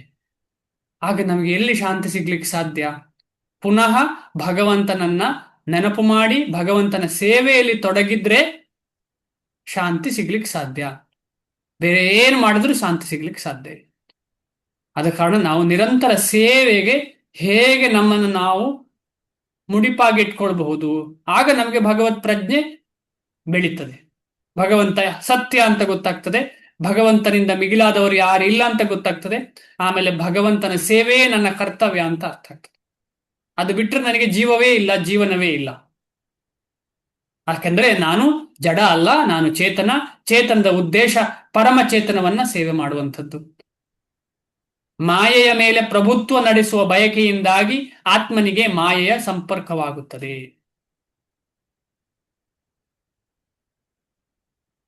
ಮಾಯೆಯ ಮೇಲೆ ಪ್ರಭುತ್ವ ನಡೆಸುವ ಬಯಕೆಯಿಂದಾಗಿ ಆತ್ಮನಿಗೆ ಮಾಯೆಯ ಸಂಪರ್ಕವಾಗುತ್ತದೆ. ಯಾರಾದ್ರೂ ಉದಾಹರಣೆ ಕೊಡ್ತೀರಾ? ಮಾಯೆಯ ಮೇಲೆ ಹೇಗೆ ನಾವು ಪ್ರಭುತ್ವ ಬೆಳೆಸ್ತಾ ಇದ್ದೇವೆ ಅಂತ ಹೇಳಿ. ಮಾಯೆಯ ಮೇಲೆ ಹೇಗೆ ನಾವು ಪ್ರಭುತ್ವ ಬೆಳೆಸ್ತಾ ಇದ್ದೇವೆ? ಜೀವ ಯಯೇದಂ ಧಾರ್ಯತೆ ಜಗತ್. ಎಸ್, ಹೇಳಿ. ಅಂದ್ರೆ ಪ್ರಕೃತಿಯಿಂದ ಎಷ್ಟಿದೆ ಆದಷ್ಟು ನಾವು ಅದನ್ನು ಎಕ್ಸ್ಪ್ಲಾಯ್ಟ್ ಮಾಡ್ತಾ ಇದ್ದೇವೆ ಪ್ರಭು. ಸೇಮ್ ವರ್ಡ್ ಶಿಲ ಪ್ರಭುಪಾದರು ಯೂಸ್ ಮಾಡಿದ್ದಾರೆ ಅಲ್ವಾ? ಎಕ್ಸ್ಪ್ಲಾಯ್ಟಿಂಗ್ ಅಂತ ಹೇಳಿದ್ದಾರೆ ಅವರು. ಯಾವ್ದ್ರಲ್ಲಿ? ಯಯೇಧಂ ಧಾರ್ಯತೆ ಜಗತ್. ಈ ಜೀವರಾಶಿಗಳು ಏನ್ ಮಾಡ್ತಾರೆ? ಜಗತ್ತಿನಲ್ಲಿರುವಂತ ಎಲ್ಲ ವಿಚಾರಗಳನ್ನ ಕಂಟ್ರೋಲ್ ಮಾಡ್ಲಿಕ್ಕೆ ಶುರು ಮಾಡ್ತೇವೆ. ಎಲ್ಲವನ್ನ ಕಂಟ್ರೋಲ್ ಮಾಡೋದು ಓಕೆ, ಮ್ಯಾನಿಪುಲೇಟ್ ಮಾಡ್ಲಿಕ್ಕೆ ಶುರು ಮಾಡ್ತೇವೆ. ಯಾವುದೆಲ್ಲ ಮ್ಯಾನಿಪುಲೇಟ್ ಮಾಡಿದ್ದೇವೆ ನಾವು? ಪ್ರಕೃತಿಗೆ ವಿರುದ್ಧವಾಗಿ ಏನೆಲ್ಲ ಮಾಡ್ಲಿಕ್ಕೆ ಹೊರಟಿದ್ದೇವೆ ನಾವು? ಯಾರಾದ್ರೂ ಹೇಳ್ತೀರಾ ಉದಾಹರಣೆ? ಪ್ರಕೃತಿಯ ವಿರುದ್ಧವಾಗಿ ಏನೆಲ್ಲ ಮಾಡ್ತಿದ್ದೇವೆ ನಾವು?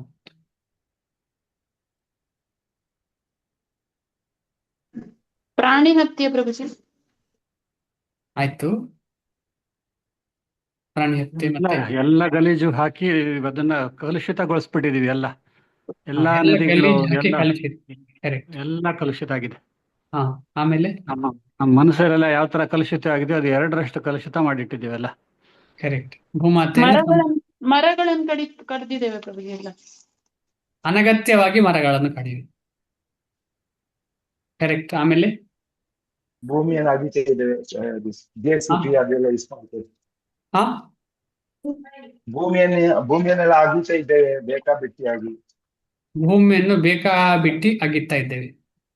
ಮುಖ್ಯವಾಗಿ ಅದಕ್ಕೇನು ಹೇಳ್ತಾರೆ, ಕಲ್ಲುಗಾರಿಕೆ. ದೊಡ್ಡ ದೊಡ್ಡ ಬೆಟ್ಟವನ್ನ ಹುಡಿ ಮಾಡಿ ಅದರಿಂದ ನಾವೇ ಯಾರದು ಮಹಾರಾಜರು ಹಾಗೆ ಮಾಡಿದ್ದಾರೆ? ಯಾರದು? ಕೃಷ್ಣನೇ ಒಬ್ಬರು ಮಹಾರಾಜರಾಗಿ ಬಂದು ಇಡೀ ಕೃಷ್ಣರಾಜೇಂದ್ರ ಒಡೆಯರ್ ಕೃಷ್ಣದೇವರಾಯ ಅಲ್ಲಲ್ಲ, ಋತು ಮಹಾರಾಜ. ಎಸ್, ಪೃಥು ಮಹಾರಾಜರು ಇಡೀ ಭೂಮಿಯನ್ನ ಸಮತಟ್ಟು ಮಾಡಿದ್ರು. ನಾವೇ ಪೃಥು ಮಹಾರಾಜರಾಗ್ಲಿಕ್ಕೆ ಪ್ರಯತ್ನ ಪಡ್ತಿದ್ವಿ. ಎಲ್ಲ ಭೂಮಿಗಳನ್ನ, ಇದ್ದ ಎಲ್ಲ ಬೆಟ್ಟ ಆದಿಗಳನ್ನೆಲ್ಲ ಸರಿ ಮಾಡ್ಲಿಕ್ಕೆ ಪ್ರಯತ್ನ ಪಡ್ತಿದ್ದೇವೆ. ಯಾಕೆಂದ್ರೆ ಹಣದ ಆಸೆಗೋಸ್ಕರ. ಇದೆಲ್ಲ ಕೃತ್ರಿಮವಾದಂತಹ ಕಾರ್ಯಚಟುವಟಿಕೆ ನಾವೆಲ್ಲ ಮಾಡ್ತಾ ಇದ್ದೇವೆ. ಉದಾಹರಣೆಗೆ, ನಾವು ಸಾಮಾನ್ಯವಾಗಿ ಕೃಷಿಯಲ್ಲಿ ನಡೆಯುವಂತಹ ವಿಚಾರ, ನಮಗೆ ಅಕ್ಕಿ ಸುಲಭವಾಗಿ ಸಿಗ್ತದೆ, ಇನ್ನು ಅಕ್ಕಿ ವೃದ್ಧಿ ಆಗ್ಬೇಕು ಅಂತ ಹೇಳಿ ಅದನ್ನ ಮಾಡಿಫೈ ಮಾಡ್ತೇವೆ ನಾವು. ಈ ಮಾಡಿಫೈ ಮಾಡ್ತೇವಲ್ಲ, ಅದು ಶಾಸ್ತ್ರ ಅಲೌ ಮಾಡ್ತಿಲ್ಲ. ಮಾಡಿಫಿಕೇಶನ್ ಶಾಸ್ತ್ರ ಅಲೌ ಮಾಡುದಿಲ್ಲ, ಯಾವುದೇ ದೃಷ್ಟಿಕೋನದಿಂದ ಇರ್ಬೋದು. ಹಸುಗಳಿಗೆ ಏನೇನೋ ಇಂಜೆಕ್ಷನ್ ಕೊಟ್ಟು ಮಾಡಿಫೈ ಮಾಡ್ತೇವೆ, ಯಾವುದನ್ನೋ ಸೇರಿಸಿ ಸಂಪರ್ಕ ಮಾಡಿ ಇನ್ನೊಂದು ಏನೋ ಬರುವ ಹಾಗೆ ಮಾಡ್ತೇವೆ. ಕುದುರೆ, ಆಮೇಲೆ ಯಾವುದೋ ಒಂದು ಇಬ್ಬರನ್ನ ಸೇರಿಸಿ ಯಾವುದೋ ಒಂದು ಬರುವ ಹಾಗೆ ಮಾಡ್ತೇವೆ. ಈ ರೀತಿಯಲ್ಲಿ ಎಷ್ಟು ನಾವು ಕೀಳಾಗಿ ನಮ್ಮ ಜೀವನ ನಡೀತಾ ಇದೆ ಅಂದ್ರೆ, ಭೌತಿಕವಾಗಿ ಸೆಲ್ಫ್ ಸ್ಯಾಟಿಸ್ಫ್ಯಾಕ್ಷನ್ ಇಲ್ಲದ ಕಾರಣ ಇದಾಗ್ತಾ ಇರುವಂಥದ್ದು. ಆದ ಕಾರಣ ಭೌತಿಕವಾಗಿ ಸೆಲ್ಫ್ ಸ್ಯಾಟಿಸ್ಫ್ಯಾಕ್ಷನ್ ಸಿಗ್ಬೇಕು ಅಂತ ಹೇಳಿದ್ರೆ ಆಧ್ಯಾತ್ಮಿಕ ಜ್ಞಾನ ತುಂಬಾ ಅಗತ್ಯ. ಅದಕ್ಕೋಸ್ಕರ ನಾವು 4ನೇ ಅಧ್ಯಾಯದಲ್ಲಿ ಕೇಳಿದ್ದೇವೆ, ರಾಜಾದಿರಾಜರಿಗಳಿಗೆಲ್ಲ ಈ ಜ್ಞಾನ ಗೊತ್ತಿರಬೇಕಿತ್ತು. ಎಲ್ಲ ರಾಜರಿಗೂ ಈ ಜ್ಞಾನ ಇರಬೇಕಾಗಿತ್ತು. ಯಾವುದು? ಭಗವದ್ಗೀತೆಯ ಜ್ಞಾನ. ಆಗ ಏನಾಗ್ತದೆ, ಪ್ರಜೆಗಳು ಅದನ್ನ ಫಾಲೋ ಮಾಡ್ತಾರೆ. ಈಗ ಯಾವುದಕ್ಕೆಲ್ಲ ಸಬ್ಸಿಡಿ ಕೊಡ್ತಾರೆ. ಯಾವುದಕ್ಕೆ ಸಬ್ಸಿಡಿ ಕೊಡ್ತಾರೆ? ಬೋರ್ವೆಲ್ ತೆಗಿಲಿಕ್ಕೆ ಬೇಕಿದ್ರು ಸಬ್ಸಿಡಿ ಕೊಡ್ತಾರೆ. ಈ ರೀತಿಯಲ್ಲಿ ಒಂದು ಉದಾಹರಣೆಗೋಸ್ಕರ ನಾವು ಡಿಸ್ಕಷನ್ ಮಾಡಬಹುದು, ಎಂತೆಲ್ಲ ಸಬ್ಸಿಡಿ ಸಿಗ್ತದೆ. ಆಮೇಲೆ ಗೋ ಹತ್ಯೆ ಮಾಡ್ಲಿಕ್ಕೂ ಸಬ್ಸಿಡಿ ಸಿಗ್ತದೆ, ಅಥವಾ ಸ್ಲಾಟರ್ ಹೌಸ್ ಮಾಡ್ಲಿಕ್ಕೂ ಸಬ್ಸಿಡಿ ಕೊಡ್ತಾರೆ ಏನೋ. ಈ ರೀತಿಯಲ್ಲಿ ಏನೆಲ್ಲ ಚಟುವಟಿಕೆ ಆಗಿದೆ ಅಂದ್ರೆ, ನಾವು ಮಾಯೆಯ ಸಂಪರ್ಕಕ್ಕೆ ಬಂದ್ರೆ ಇದು ನಿರಂತರ ನಡೀತದೆ. ಆದರೆ ಯಾರು ಇದರಿಂದ ಹೊರಗೆ ಬರಲಿಕ್ಕೆ ಪ್ರಯತ್ನ ಪಡ್ತಿದ್ದಾರೆ, ಭಗವಂತನ ಸೇವೆ ಮಾಡ್ತಾ, ಅಂತವರು ನಿಜವಾಗಿ ಇಲ್ಲಿ ಇರುವಾಗಲೇ ಶಾಂತಿ ಪಡಲಿಕ್ಕೆ ಸಾಧ್ಯ. ಅವನ ಹಲವು ಕಷ್ಟಗಳಿಗೆ ಇದೇ ಕಾರಣ. ಯಾವುದು ಕಾರಣ? ಮಾಯೆಯ ಮೇಲೆ ಪ್ರಭುತ್ವ ಪಡೆಯುವಂತಹ ಒಂದು ಯೋಚನಾ ಲಹರಿ. ಜಡವಸ್ತುವಿನೊಡನೆ ಸಂಪರ್ಕವಿರುವಷ್ಟು ಕಾಲವು ಆತನು ಭೌತಿಕ ಅಗತ್ಯಗಳ ಪ್ರಕಾರ ಕೆಲಸ ಮಾಡಬೇಕಾಗುತ್ತದೆ. ಆದರೆ ಕೃಷ್ಣ ಪ್ರಜ್ಞೆಯು ಮನುಷ್ಯನು ಜಡವಸ್ತುವಿನ ವ್ಯಾಪ್ತಿಯಲ್ಲಿದ್ದಾಗಲೇ ಆಧ್ಯಾತ್ಮಿಕ ಜೀವನಕ್ಕೆ ಅವನನ್ನು ಕೊಂಡೊಯ್ಯುತ್ತದೆ. ನೋಡಿ, ಈಗ ಮಟೀರಿಯಲ್ ಕಾನ್ಶಿಯಸ್ನೆಸ್ ಇಂದ ಯಾವಾಗ ನಾವು ವಸ್ತುವಿನ ಸಂಪರ್ಕದಲ್ಲಿ ಇರ್ತೇವೆ, ಆಗ ನಮ್ಮ ಮಟೀರಿಯಲ್ ನೆಸೆಸಿಟಿಯನ್ನ ಫಿಲ್ ಮಾಡೋದೇ ನಮ್ಮ ಉದ್ದೇಶ ಆಗಿರ್ತದೆ. ಫುಲ್ ಮಾಡೋದು ಮಟೀರಿಯಲ್ ನೆಸೆಸಿಟಿ. ಈಗ ಮಕ್ಕಳಿಗೆ ಮಕ್ಕಳವರೆಗೆ ನಾನು ಏನೆಲ್ಲ ಬೇಕು ಅದೆಲ್ಲ ಸಂಪಾದನೆ ಮಾಡಿ ಇಡಬೇಕು. ಇದ್ಯಾಕೆ? Material propensity. ಆದರೆ ಕೃಷ್ಣ ಪ್ರಜ್ಞೆಯು ಮನುಷ್ಯನು ಜಡವಸ್ತುವಿನ ವ್ಯಾಪ್ತಿಯಲ್ಲಿದ್ದಾಗಲೇ, ಅಂದ್ರೆ ಇಲ್ಲಿರುವಾಗಲೇ, ಇಲ್ಲಿ ಇದ್ರೂ ಕೂಡ ಯಹಾಯಸ್ಯ ಹರೇರ್ ದಾಸ್ಯೆ ಕರ್ಮಣ ಮನಸಾಗಿರ ನಿಖಿಲಾಸು ಅಪಿ ಅವಸ್ಥಾಸು ಜೀವನ್ಮುಕ್ತ ಸ ಉಚ್ಯತೆ. ಅವನು ಜೀವನ್ಮುಕ್ತ. ಯಾರು? ನಿಖಿಲಾಸು ಚ ಅವಸ್ಥಾಸು. ಯಾವಾಗ್ಲೂ ಭಗವಂತನ ಸೇವೆ ಇಲ್ಲಿರುವಾಗ್ಲೇ ಯಾರು ಮಾಡ್ತಾನೆ, ಇಹಾಯಸ್ಯ ಹರೇರ್ ದಾಸ್ಯೆ. ಇಹ ಅಂದ್ರೆ ಇಲ್ಲಿರುವಾಗಲೇ ಅವನು ಹೇಗೆ ಮಾಡ್ತಾನೆ? ಕರ್ಮಣ ಮನಸಾಗಿರ. ಕಾರ್ಯ ಅಂದ್ರೆ ಕಾಯ ವಾಚ ಮನಸ ಸಂಪೂರ್ಣವಾಗಿ ಭಗವಂತನ ಸೇವೆಯಲ್ಲಿ ತೊಡಗಿರ್ತಾನೆ. ಮನಸ್ಸಿಂದಲೂ, ದೇಹದಿಂದಲೂ, ಆಮೇಲೆ ಬಾಯಿ ನಾಲಿಗೆಯಿಂದಲೂ ಕಾಯ ವಾಚ ಮನಸ ಭಗವಂತನ ಸೇವೆಯಲ್ಲಿ ತೊಡಗಿರ್ತಾನೆ. ಅಂಥವನಿಗೇನಾಗ್ತದೆ? ಇಲ್ಲಿರುವಾಗಲೇ ಅವನು ಮುಕ್ತಿ ಪಡೆದಿರ್ತಾನೆ. ಏಕೆಂದರೆ ಅದು ಐಹಿಕ ಜಗತ್ತಿನಲ್ಲಿ ಕಾರ್ಯ ಮಾಡುತ್ತಿರುವಾಗಲೇ ಆಧ್ಯಾತ್ಮಿಕ ಪ್ರಜ್ಞೆಯನ್ನು ಎಚ್ಚರಗೊಳಿಸುತ್ತದೆ. ಇದರಲ್ಲಿ ಏನು ಸಂಶಯ ಇಲ್ಲ. ಈಗ ನಾವು ಮಾತಾಡ್ತಾ ಇರುವಾಗ, ನಾವು ಡಿಸ್ಕಷನ್ ಮಾಡುವಾಗ, ನಾವು ಓದುವಾಗ ಖಂಡಿತವಾಗಿ ಕೃಷ್ಣನನ್ನು ಹೊರತಾಗಿ ನಾವು ಬೇರೆ ಏನು ಚಿಂತನೆ ಮಾಡ್ತೇವೆ? ಕೃಷ್ಣ ಪ್ರಜ್ಞೆಯನ್ನ ಖಂಡಿತವಾಗಿ ಅದನ್ನೇ ಇಂಪ್ರೂವ್ ಮಾಡುವಂತಹ ವಿಚಾರ. ಮನುಷ್ಯನು ಮುನ್ನಡೆದಷ್ಟು ಅವನು ಜಡವಸ್ತುವಿನ ಹಿಡಿತದಿಂದ ಪಾರಾಗುತ್ತಾನೆ. ನಾವು ಹೇಗೆ ಎಷ್ಟು ಕೃಷ್ಣ ಪ್ರಜ್ಞೆಯಲ್ಲಿ ಮುಂದೆ ಹೋಗ್ತಾ ಇರ್ತೇವೆ, ಅಷ್ಟೇ ಜಡ ವಸ್ತುವಿನ ಹಿಡಿತ, ಅದಲ್ಲದೆ ಜಡ ವಸ್ತುವನ್ನ ಮಾರ್ಪಾಟು ಮಾಡುವಂತಹ ನಮ್ಮ ಮನಸ್ಥಿತಿ ಇದರೆಲ್ಲರಿಂದ ನಾವು ಪಾರಾಗ್ತೇವೆ. ಸ್ಯಾಟಿಸ್ಫ್ಯಾಕ್ಷನ್ ಆಗ್ತದೆ, ನಮಗೆ ಸಿಗ್ಲಿಕ್ಕೆ ಶುರು ಆಗ್ತದೆ. ಎಷ್ಟು ಬೇಕೋ ಅಷ್ಟು ಮಟೀರಿಯಲ್ ಎನರ್ಜಿಯನ್ನ ಉಪಯೋಗಿಸ್ತೇವೆ, ಜಾಸ್ತಿ ಅದನ್ನ ಮ್ಯಾನಿಪುಲೇಟ್ ಮಾಡಲಿಕ್ಕೆ ಪ್ರಯತ್ನ ಪಡುವುದಿಲ್ಲ. ಭಗವಂತನು ಯಾರ ವಿಷಯದಲ್ಲಿಯೂ ಪಕ್ಷಪಾತಿಯಲ್ಲ. ಈಗ ಬೇರೆ ಯಾರೋ ಏನೋ ಮಾಡಬೇಕು, ಜಡವಸ್ತುವನ್ನ ಕಂಟ್ರೋಲ್ ಮಾಡಬೇಕು ಅಂತ ಹೇಳಿ ಭಗವಂತ ಪಕ್ಷಪಾತ ಮಾಡುವುದಿಲ್ಲ. ಆದರೆ ಭಗವಂತ ಭಕ್ತ ಪರಾಧೀನ, ನಮಗೆಲ್ಲರಿಗೂ ಗೊತ್ತು. ಎಲ್ಲವೂ ಕೃಷ್ಣ ಪ್ರಜ್ಞೆಯಲ್ಲಿ ಮನುಷ್ಯನು ಕರ್ತವ್ಯಗಳನ್ನು ಕಾರ್ಯಶೀಲವಾಗಿ ನಿರ್ವಹಿಸುವುದನ್ನೇ ಅವಲಂಬಿಸಿದೆ. ಕೃಷ್ಣ ಪ್ರಜ್ಞೆಯು ಮನುಷ್ಯನಿಗೆ ಎಲ್ಲ ರೀತಿಗಳಲ್ಲಿ ಇಂದ್ರಿಯಗಳನ್ನು ನಿಯಂತ್ರಿಸಿ ಕಾಮಕ್ರೋಧಗಳ ಪರಿಣಾಮವನ್ನು ಗೆಲ್ಲುವುದಕ್ಕೆ ನೆರವಾಗುತ್ತದೆ. ಕೃಷ್ಣ ಪ್ರಜ್ಞೆಯಲ್ಲಿ ಸ್ಥಿರವಾಗಿ ನಿಂತು ಕಾಮಕ್ರೋಧಗಳನ್ನು ಹತೋಟಿಯಲ್ಲಿಟ್ಟುಕೊಳ್ಳುವ ಮನುಷ್ಯನು ವಾಸ್ತವಿಕವಾಗಿ ಆಧ್ಯಾತ್ಮಿಕ ಘಟ್ಟದಲ್ಲಿ ಬ್ರಹ್ಮ ನಿರ್ವಾಣದಲ್ಲಿ ಉಳಿಯುತ್ತಾನೆ. ಅಷ್ಟಾಂಗ ಯೋಗದ ಅಭ್ಯಾಸವು ಕೃಷ್ಣ ಪ್ರಜ್ಞೆಯಲ್ಲಿ ತಂತಾನೇ ಆಗುತ್ತದೆ. ಇದು ನಾನು ಒಂದ್ಸಲ ಇದರ ಬಗ್ಗೆ ಚಿಂತನೆ ಮಾಡಿ, ಈಗ ಭಕ್ತಿ ಮಾಡುವಾಗ ಹೇಗೆ ಬೇರೆ ಎಲ್ಲ ಯೋಗಗಳು ತನ್ನಿಂದ ತಾನೇ ಆಗುತ್ತೆ. ಯಮ, ನಿಯಮ, ಆಸನ, ಪ್ರಾಣಾಯಾಮ, ಪ್ರತ್ಯಾಹಾರ, ಧಾರಣ, ಧ್ಯಾನ, ಸಮಾಧಿ, ಇದು ಯಾರು ಕೃಷ್ಣ ಪ್ರಜ್ಞೆಯನ್ನ ಬೆಳೆಸಲಿಕ್ಕೆ ಪ್ರಯತ್ನ ಪಡ್ತಾರೆ, ಒಂದನೇ ದಿನದಿಂದಲೇ ಇದೆಲ್ಲ ಆಗ್ಲಿಕ್ಕೆ ಶುರು ಆಗ್ತದೆ. ಒಂದನೇ ದಿನ ಇಲ್ಲ, ಅದರಲ್ಲಿ ಏನು ಸಂಶಯ ಇಲ್ಲ. ಕೃಷ್ಣ ಪ್ರಜ್ಞೆಯನ್ನ ಯಾರು ಬೆಳೆಸ್ತಾರೆ, ಯಮ ಆಗತ್ತೆ, ನಿಯಮ ಆಗತ್ತೆ. ಯಾರಾದ್ರೂ ಹೇಳ್ತೀರಾ ಯಮ ಏನು, ನಿಯಮ ಯಾವುದು ಅಂತ ಹೇಳಿದ್ರೆ, ಇಲ್ಲೇ ಬರ್ತಾ ಇದೆ. ಯಮ ಅಂದ್ರೇನು, ನಿಯಮ ಅಂದ್ರೇನು, ಆಸನ ಅಂದ್ರೇನು, ಪ್ರಾಣಾಯಾಮ ಅಂದ್ರೇನು, ಪ್ರತ್ಯಾಹಾರ ಅಂದ್ರೇನು, ಧಾರಣ ಅಂದ್ರೇನು, ಧ್ಯಾನ ಅಂದ್ರೇನು, ಸಮಾಧಿ ಅಂದ್ರೇನು? ಬೇಗನೆ ಒಂದು ಡಿಸ್ಕಷನ್ ಮಾಡೋಣ. ಯಮ ಅಂತ ಹೇಳಿದ್ರೆ ಅಹಿಂಸೆ, ಸತ್ಯ, ಅಸ್ಥೇಯ, ಬ್ರಹ್ಮಚರ್ಯ, ಅಪರಿಗ್ರಹ. ಇದರ ಹೆಸರು ಕೇಳುವಾಗಲೇ ನಿಮಗೆ ಅರ್ಥ ಆಯ್ತು, ಇದನ್ನ ಕೃಷ್ಣ ಪ್ರಜ್ಞೆಯಲ್ಲಿ ತೊಡಗಿದವನು ನ್ಯಾಚುರಲ್ ಆಗಿ ಮಾಡ್ತಾನೆ. ಅದನ್ನೇನು ಸ್ಪೆಷಲ್ ಆಗಿ ಟ್ರೈ ಮಾಡಬೇಕು ಅಂತಿಲ್ಲ. ಯಾವುದು? ಯಾರನ್ನ ಹಿಂಸೆ ಮಾಡೋದಿಲ್ಲ. ದಯೆಯ ಸರ್ವಭೂತೇಶು, ಅದು ರೂಲ್ಸ್ ಅಂಡ್ ರೆಗ್ಯುಲೇಷನ್, ಯಾವುದರಲ್ಲಿ? ಭಕ್ತಿಯಲ್ಲೇ ಇದೆ. ದಯೆಯ ಸರ್ವಭೂತೇಶು. ಯಮ ಅಹಿಂಸೆ, ಸತ್ಯ, ಸುಳ್ಳು ಹೇಳಲಿಕ್ಕಿಲ್ಲ. ಭಗವಂತ ನೋಡ್ತಾ ಇದ್ದಾನೆ ನಾನು ಸುಳ್ಳು ಹೇಳಿದ್ರೆ. ಅಹಿಂಸಾ, ಸತ್ಯ, ಅಸ್ಥೇಯ, ಯಾರದ್ದನ್ನು ಕದಿಲಿಕ್ಕಿಲ್ಲ, ಯಾರದ್ರನ್ನು ಉಪಯೋಗಿಸ್ಲಿಕ್ಕಿಲ್ಲ. ಅವನ ಒಪ್ಪಿಗೆ ಇಲ್ಲದೆ ಯಾವುದನ್ನು ಪ್ರಯೋಜನಕ್ಕಿಲ್ಲದದ್ದನ್ನು ಯಾವುದನ್ನೂ ಉಪಯೋಗ ಮಾಡ್ಲಿಕ್ಕಿಲ್ಲ, ಬೇರೆಯವರದನ್ನ. ಅಹಿಂಸಾ, ಸತ್ಯ, ಅಸ್ಥೇಯ. ಬ್ರಹ್ಮಚರ್ಯ, ಭಗವಂತನನ್ನು ಯಾವತ್ತೂ ಚಿಂತನೆ ಮಾಡುವನು ನಿಧಾನವಾಗಿ ಬ್ರಹ್ಮಚಾರಿ ಆಗ್ತಾನೆ. ಬ್ರಹ್ಮಚರ್ಯ. ಅಪರಿಗ್ರಹ, ಬೇರೆಯವರ ಸೊತ್ತಿನಲ್ಲಿ ಆಸೆ ಇಲ್ಲ, ಬೇರೆಯವರ ಮಾಡಿದಂತಹ ಸೊತ್ತಿನಲ್ಲಿ ಆಸೆ ಇಲ್ಲ. ಚಾಣಕ್ಯ ಪಂಡಿತರು ಹೇಳಿದ ಹಾಗೆ ಅದು ಒಂದು ಕಸಕ್ಕೆ ಸಮಾನ. ಬೇರೆಯವರ ಸೊತ್ತು ನಮಗೆ ಕಸಕ್ಕೆ ಸಮಾನ, ಅಥವಾ ಒಂದು ಕಲ್ಲಿಗೆ ಸಮಾನ. ನಿಯಮ ಯಾವುದು? ಶೌಚ, ಯಾವತ್ತೂ ಶುದ್ಧಿ ಆಗಿರ್ಬೇಕು. ಶ್ರೀಲ ಪ್ರಭುಪಾದರು ಹೇಳ್ತಾರೆ, ಪ್ಯೂರಿಟಿ ಈಸ್ ದ ಫೋರ್ಸ್. ನಾವು ಭಗವತ್ ಪ್ರಜ್ಞೆಯನ್ನ ಬೆಳೆಸಲಿಕ್ಕೆ, ಆಮೇಲೆ ಭಗವತ್ ಪ್ರಜ್ಞೆಯನ್ನ ಪ್ರಚಾರ ಮಾಡಲಿಕ್ಕೆ ಏನು ಬೇಸ್? ಶುದ್ಧತೆ. ಯಾವ ಶುದ್ಧತೆ? ಬಾಹ್ಯ ಮತ್ತು ಆಂತರಿಕ ಶುದ್ಧತೆ. ಬಾಹ್ಯ ಅಭ್ಯಂತರ ಶುಚಿ, ಆ ಶುಚಿತ್ವ ಇದ್ರೆ ಮಾತ್ರ ಕೃಷ್ಣ ಪ್ರಜ್ಞೆಯನ್ನ ಪ್ರಚಾರ ಮಾಡಬಹುದು, ಕೃಷ್ಣ ಪ್ರಜ್ಞೆಯನ್ನ ಬೆಳೆಸಿಕೊಳ್ಬಹುದು ನಾವು ನಮಗೆ. ನಿಯಮ, ಶೌಚ, ಸಂತೋಷ, ತಪಸ್ಸು, ಇದು ನಾವು ಏಕಾದಶಿ ವೃತ್ತ, ಬೆಳಿಗ್ಗೆ ಬೇಗ ಹೇಳುದು, ಇದೆಲ್ಲ ತಪಸ್ಸು. ತಪಸ್ಸಿಲ್ಲದೆ ಸಾಧ್ಯವೇ ಇಲ್ಲ ಕೃಷ್ಣ ಪ್ರಜ್ಞೆಯಲ್ಲಿ. ಶೌಚ, ಸಂತೋಷ, ತಪಸ್. ಸ್ವಾಧ್ಯಾಯ, ಈಗ ನಾವು ಮಾಡ್ತಾ ಇರೋದು ಸ್ವಾಧ್ಯಾಯ.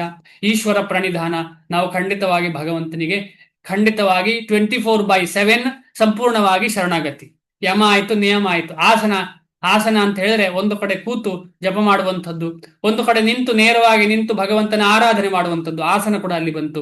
ಪ್ರಾಣಾಯಾಮ ಅಂತ ಹೇಳಿದ್ರೆ ಮನೋನಿಗ್ರಹ ಮಾಡಲಿಕ್ಕೆ ವಾಯುಗಳನ್ನ ಕಂಟ್ರೋಲ್ ಮಾಡೋದು. ಜಪ ಮಾಡುವಾಗ ತನ್ನಿಂದ ತಾನೇ ವಾಯು ಕಂಟ್ರೋಲ್ ಆಗುತ್ತೆ, ನಾವು ಟ್ರೈ ಮಾಡಬೇಕು ಅಂತಿಲ್ಲ. ಹರೇ ಕೃಷ್ಣ ಜಪ ಮಂತ್ರ ಜಪವನ್ನ ಕುಳಿತುಕೊಂಡು ಹರೇ ಕೃಷ್ಣ ಕೃಷ್ಣ ಕೃಷ್ಣ ಹರೇ ಹರೇ ಹರೇ ರಾಮ ರಾಮ ರಾಮ ಹರೇ ಹರೇ 2 ಗಂಟೆ ಯಾರು ಕೂತ್ಕೊಂಡು ಮಾಡ್ತಾರೆ ಅವರು ಒಂದು ಇಡೀ ದಿವಸ ಕೂತ್ಕೊಂಡು ಪ್ರಾಣಾಯಾಮ ಮಾಡಿದ ಫಲ.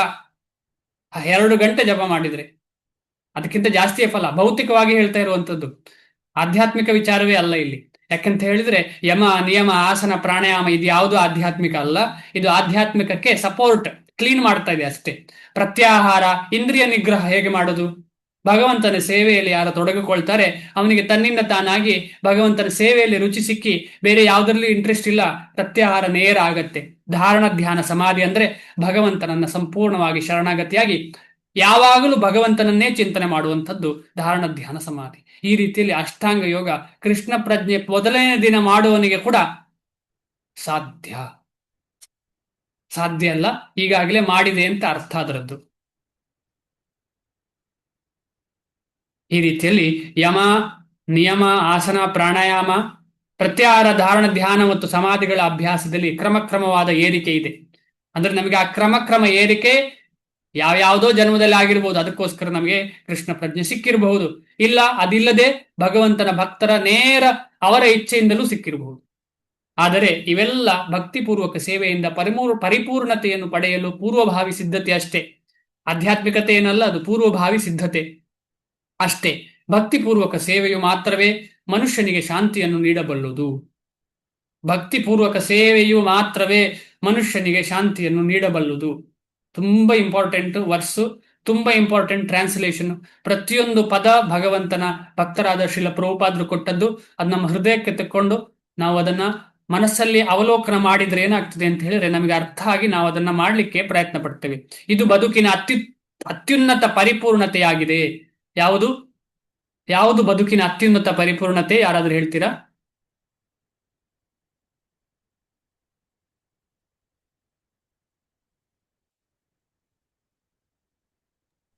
ಭಗವಂತನ ಸೇವೆ ಮಾಡುವ ಭಾವ ಪ್ರಭು. ಕೃಷ್ಣ ಪ್ರಜ್ಞೆ. ಹಾ, ಕರೆಕ್ಟ್ ಹೇಳಿದ್ರಿ. ಇದೆಯ ಕೃಷ್ಣ ಪ್ರಜ್ಞೆ ಅಥವಾ ಭಕ್ತಿಪೂರ್ವಕ ಸೇವೆ.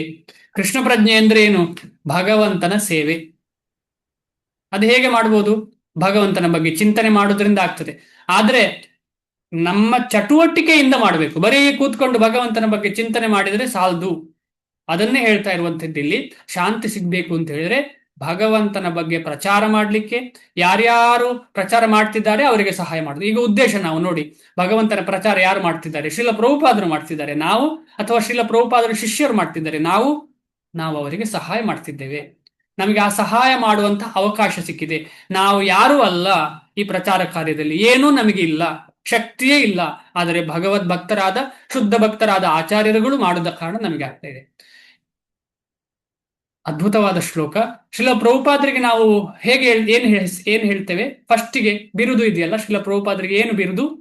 ಆಮೇಲೆ ನಮ್ಮ ಗುರುಗಳು, ಈಗ ಇರುವಂತಹ ಗುರುಗಳಿಗೆ ಏನು ಬಿರುದು?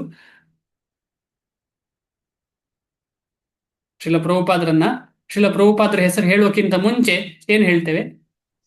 ವಿಶ್ವಗುರು. ಹಾ, ವಿಶ್ವಗುರು. ಇದೆಲ್ಲ ಕರೆಕ್ಟ್. ಭಕ್ತಿ ವೇದಾಂತ ಸರ್. ಇಲ್ಲ, ಅದೆಲ್ಲ ಕರೆಕ್ಟ್. ಈಗ ನಮ್ಮ ಯಾರಾದ್ರೂ ಬಂದ್ರೆ ಪೂಜ್ಯರಾದ ಅಂತೆಲ್ಲ ಹೇಳ್ತೇವಲ್ಲ, ಆ ರೀತಿಯಲ್ಲಿ ಪ್ರಶ್ನೆ. ವಿಷ್ಣುಪಾದ ಪರಮಹಂಸ ಪರಿವಾಜಕಾಚಾರ್ಯ ಅಷ್ಟೋತ್ತರ ಶತ ಶ್ರೀ ಡಿವೈನ್ ಗ್ರೇಸ್ ಭಕ್ತಿ ವೇದಾಂತ ಶ್ರೀಲ ಪ್ರಭುಪಾದ್. ಡಿವೈನ್ ಗ್ರೇಸಿಗೆ ಅಂತ ನನ್ನ ಪ್ರಶ್ನೆ.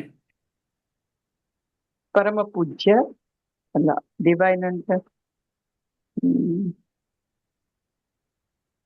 ಪರಮ ಪೂಜ್ಯ ಅಂತ ಹೇಳಿದ್ರೆ ನಮ್ಮ ಗುರುಗಳಿಗೆ, ಅಂದ್ರೆ ಈಗ ಸನ್ಯಾಸಿಗಳಿಗೆ, ಈಗ ಇರುವಂತಹ ಸನ್ಯಾಸಿಗಳಿಗೆ ಹಿಸ್ ಹೋಲಿನೆಸ್ ಅಥವಾ ಪರಮ ಪೂಜ್ಯ ಅಂತ ಹೇಳ್ತೇವೆ. ಆದ್ರೆ ಶ್ರೀಲ ಪ್ರಭುಪಾದರಿಗೆ ಏನ್ ಹೇಳ್ತೇವೆ? ತುಂಬಾ ಇಂಪಾರ್ಟೆಂಟ್ ಪ್ರಶ್ನೆ. ಅವ್ರು ಇಂಗ್ಲಿಷಲ್ಲಿ ಹೇಳಿದ್ರು ಡಿವೈನ್ ಗ್ರೇಸ್ ಅಂತ ಹೇಳಿ. ಕನ್ನಡದಲ್ಲಿ 2 ಪದಗಳಲ್ಲಿ ಹೇಳ್ಬೋದು ಅದನ್ನ. ಯಾವುದು ಅಂತ ಯಾರಾದ್ರೂ ಗೊತ್ತಾ? ಭಗವದ್ಗೀತೆಯಲ್ಲಿ ಇರ್ತದೆ, ಪುಸ್ತಕಗಳಲ್ಲಿ ಇರ್ತದೆ. ಆಯ್ತು, ನಾ ಹೇಳ್ತೀನಿ. ಓಂ ನಮೋ ವಿಷ್ಣುಪಾದಾಯ ಕೃಷ್ಣ ಪ್ರೇಷ್ಠಾಯ ಭೂತಲೆ. ಪ್ರಭುಜಿ ಇಲ್ಲ ಇಲ್ಲ, ಕರೆಕ್ಟ್, ಅದೆಲ್ಲ ಕರೆಕ್ಟ್. ಆದ್ರೆ ಪ್ರಶ್ನೆ ಏನು ಅಂತ ಹೇಳಿದ್ರೆ ಶ್ರೀಮದ್ ಇಲ್ಲ ಅಂದ್ರೆ ಕೃಷ್ಣ ಕೃಪಾ ಮೂರ್ತಿ, ಇದೆರಡನ್ನ ನಾವು ಶಿಲ ಪ್ರಭುಪಾದರಿಗೆ ಸೇರಿಸ್ತೇವೆ. ಕೇಳಿದಿರಲ್ಲ? ಹಾ ಪ್ರಭುಜಿ, ಪ್ರೇಯರ್ ಮಾಡೋ ಶ್ರೀಮದ್. ಶ್ರೀಮದ್ ಅಂದ್ರೆ ಏನು? ಶ್ರೀ ಅಂದ್ರೆ ಏನು? ಭಗವಂತನ ಯಾರು? ಶ್ರೀ ಅಂದ್ರೆ ಯಾರು? ಶ್ರೀಕೃಷ್ಣ. ಶ್ರೀ ಅಂದ್ರೆ ಶ್ರೀಕೃಷ್ಣನ? ಲಕ್ಷ್ಮೀ ಮಸ್ತಕ್, ಲಕ್ಷ್ಮೀ. ಶ್ರೀಮತಿ ರಾಧಾರಾಣಿ. ಕೃಷ್ಣನ ಜೊತೆ ಇರುವವರು ಯಾರು? ಶ್ರೀಮತಿ ರಾಧಾರಾಣಿ. ಶ್ರೀಮದ್ ಆಮೇಲೆ ಶಿಲ ಪ್ರಭುಪಾದರ ಹೆಸರು. ಆಯ್ತಾ? ಆಮೇಲೆ ಈಗಿನ ಆಚಾರ್ಯರುಗಳಿಗೆ ಅಂದ್ರೆ ಈಗಿರುವವರಿಗೆ ಪರಮ ಪೂಜ್ಯ. ಆಮೇಲೆ ಪ್ರಭುಗಳಿಗೆ ಅಥವಾ ಮಾತಾಜಿಗಳಿಗೆ ಏನು ಹೇಳ್ತಾರೆ? ದೀಕ್ಷೆ ಪಡೆದವರಿಗೆ ಮುಖ್ಯವಾಗಿ. ಇದೊಂದು ಎಟಿಕೇಟ್. ಎಟಿಕೇಟ್ ಅಂತ ಹೇಳಿದ್ರೆ ಕನ್ನಡದಲ್ಲಿ ಏನು ಹೇಳೋದು? ಎಟಿಕೇಟ್ ಶಿಷ್ಟಾಚಾರ ಅಲ್ಲ? ಶಿಷ್ಟಾಚಾರ, ಇದೊಂದು ಶಿಷ್ಟಾಚಾರ. ಒಂದು ಆರ್ಗನೈಸೇಷನ್ ಅಲ್ಲಿ ಏನು ಶಿಷ್ಟಾಚಾರ ನಮ್ಗೆ ಗೊತ್ತಿರ್ಬೇಕಲ್ವಾ? ಪ್ರಭುಗಳಿಗೆ ಏನು ಹೇಳ್ತಾರೆ? ದೀಕ್ಷೆ ಪಡೆದ ಪ್ರಭುಗಳಿಗೆ. ದೀಕ್ಷೆ ಪಡೆದವರಿಗೆ ಭಕ್ತ ಅಥವಾ ಭಕ್ತೆ ಅಂತ ಹೇಳಿ. ದೀಕ್ಷೆ ಪಡೆದವರಿಗೆ ಏನ್ ಹೇಳ್ತಾರೆ? ಹಿಸ್ ಗ್ರೇಸ್ ಮತ್ತೆ ಹರ್ ಗ್ರೇಸ್. ಅಲ್ಲ, ಕನ್ನಡದಲ್ಲಿ ಆದರಣೀಯ ಅಲ್ಲ ಪ್ರಭುಜಿ? ಆದರಣೀಯ ಇಲ್ಲ ಪೂಜನೀಯ ಅಂತ ಹೇಳ್ಬೋದು. ಆದರಣೀಯ ಇಲ್ಲದ್ರೆ ಪೂಜನೀಯ ಅಥವಾ ಪೂಜ್ಯ. ಆದ್ರೆ ಸನ್ಯಾಸ ದೀಕ್ಷೆ ಪಡೆದವರಿಗೆ ಪರಮ ಪೂಜ್ಯ. ಶಿಲ ಪ್ರಭುಪಾದರಿಗೆ ಶ್ರೀಮದ್ ಅಥವಾ ಕೃಷ್ಣ ಕೃಪಾಮೂರ್ತಿ. ಔಟ್ ಆಫ್ ಕಂಟೆಕ್ಸ್ಟ್ ಆದ್ರೂ ಕೂಡ ಒಂದು ಮನಸ್ಸಿಗೆ ಬಂತು ಹೇಳಿದೆ ಅಷ್ಟೇ. ಇಲ್ಲಿಗೆ ಶ್ರೀಮದ್ ಭಗವದ್ಗೀತೆಯ ಕರ್ಮಯೋಗ ಕೃಷ್ಣ ಪ್ರಜ್ಞೆಯಲ್ಲಿ ಕಾರ್ಯ ಎಂಬ 5ನೇ ಅಧ್ಯಾಯದ ಭಕ್ತಿ ವೇದಾಂತ ಭಾವಾರ್ಥವು ಮುಗಿಯಿತು. ಹರೇ ಕೃಷ್ಣ ಕೃಷ್ಣ ಕೃಷ್ಣ ಹರೇ ಹರೇ, ಹರೇ ರಾಮ ರಾಮ ರಾಮ ಹರೇ ಹರೇ. ಶಿಲ ಪ್ರಭುಪಾದಕಿ ಜೈ. ಈಗ ನಾವು ನೇರ ಶಿಲ ಪ್ರಭುಪಾದರು ಹೇಳಿದ್ರೆ ನಮಗೆ ತುಂಬಾ ಪ್ರೀತಿ, ಅದಕ್ಕೆ ಹೇಳುದು ಅಷ್ಟೇ. ಇಲ್ಲಾಂದ್ರೆ ಫುಲ್ ರೆಸ್ಪೆಕ್ಟ್ ಕೊಟ್ಟು ಹೇಳಬೇಕು. ಆದ್ರೆ ಶಿಲ ಪ್ರಭುಪಾದರು ಎಷ್ಟು ನಮಗೆ ಕೊಟ್ಟಿದ್ದಾರೆ ಅಂತ ಹೇಳಿದ್ರೆ ನಮ್ಗೆ ಅಷ್ಟು ಪ್ರೀತಿ ಅವರ ಹತ್ರ. ನೇರವಾಗಿ ಶಿಲ ಪ್ರಭುಪಾದ ಅಂತ ಹೇಳ್ತೇವೆ. ಅದ್ಭುತ. ಅದೇ ರೀತಿ ಕೃಷ್ಣನಿಗೆ ನಾವು ಅವನು ಇವನು ಅಂತ ಹೇಳ್ತೇವಲ್ವಾ? ಪರಮಾತ್ಮ ಪರಮ ಪುರುಷನಿಗೆ ಅವನು ಅಂದ್ರೆ ಅಷ್ಟು ಪ್ರೀತಿ ಇದ್ರೆ ಮಾತ್ರ ಹೇಳ್ಬಹುದು ನಾವು. ಇಲ್ಲದ್ರೆ ಅವನು ಇವನು ಹೇಳಿದ್ರೆ ಏನಾಗ್ತದೆ? ತಪ್ಪಾಗ್ತದೆ.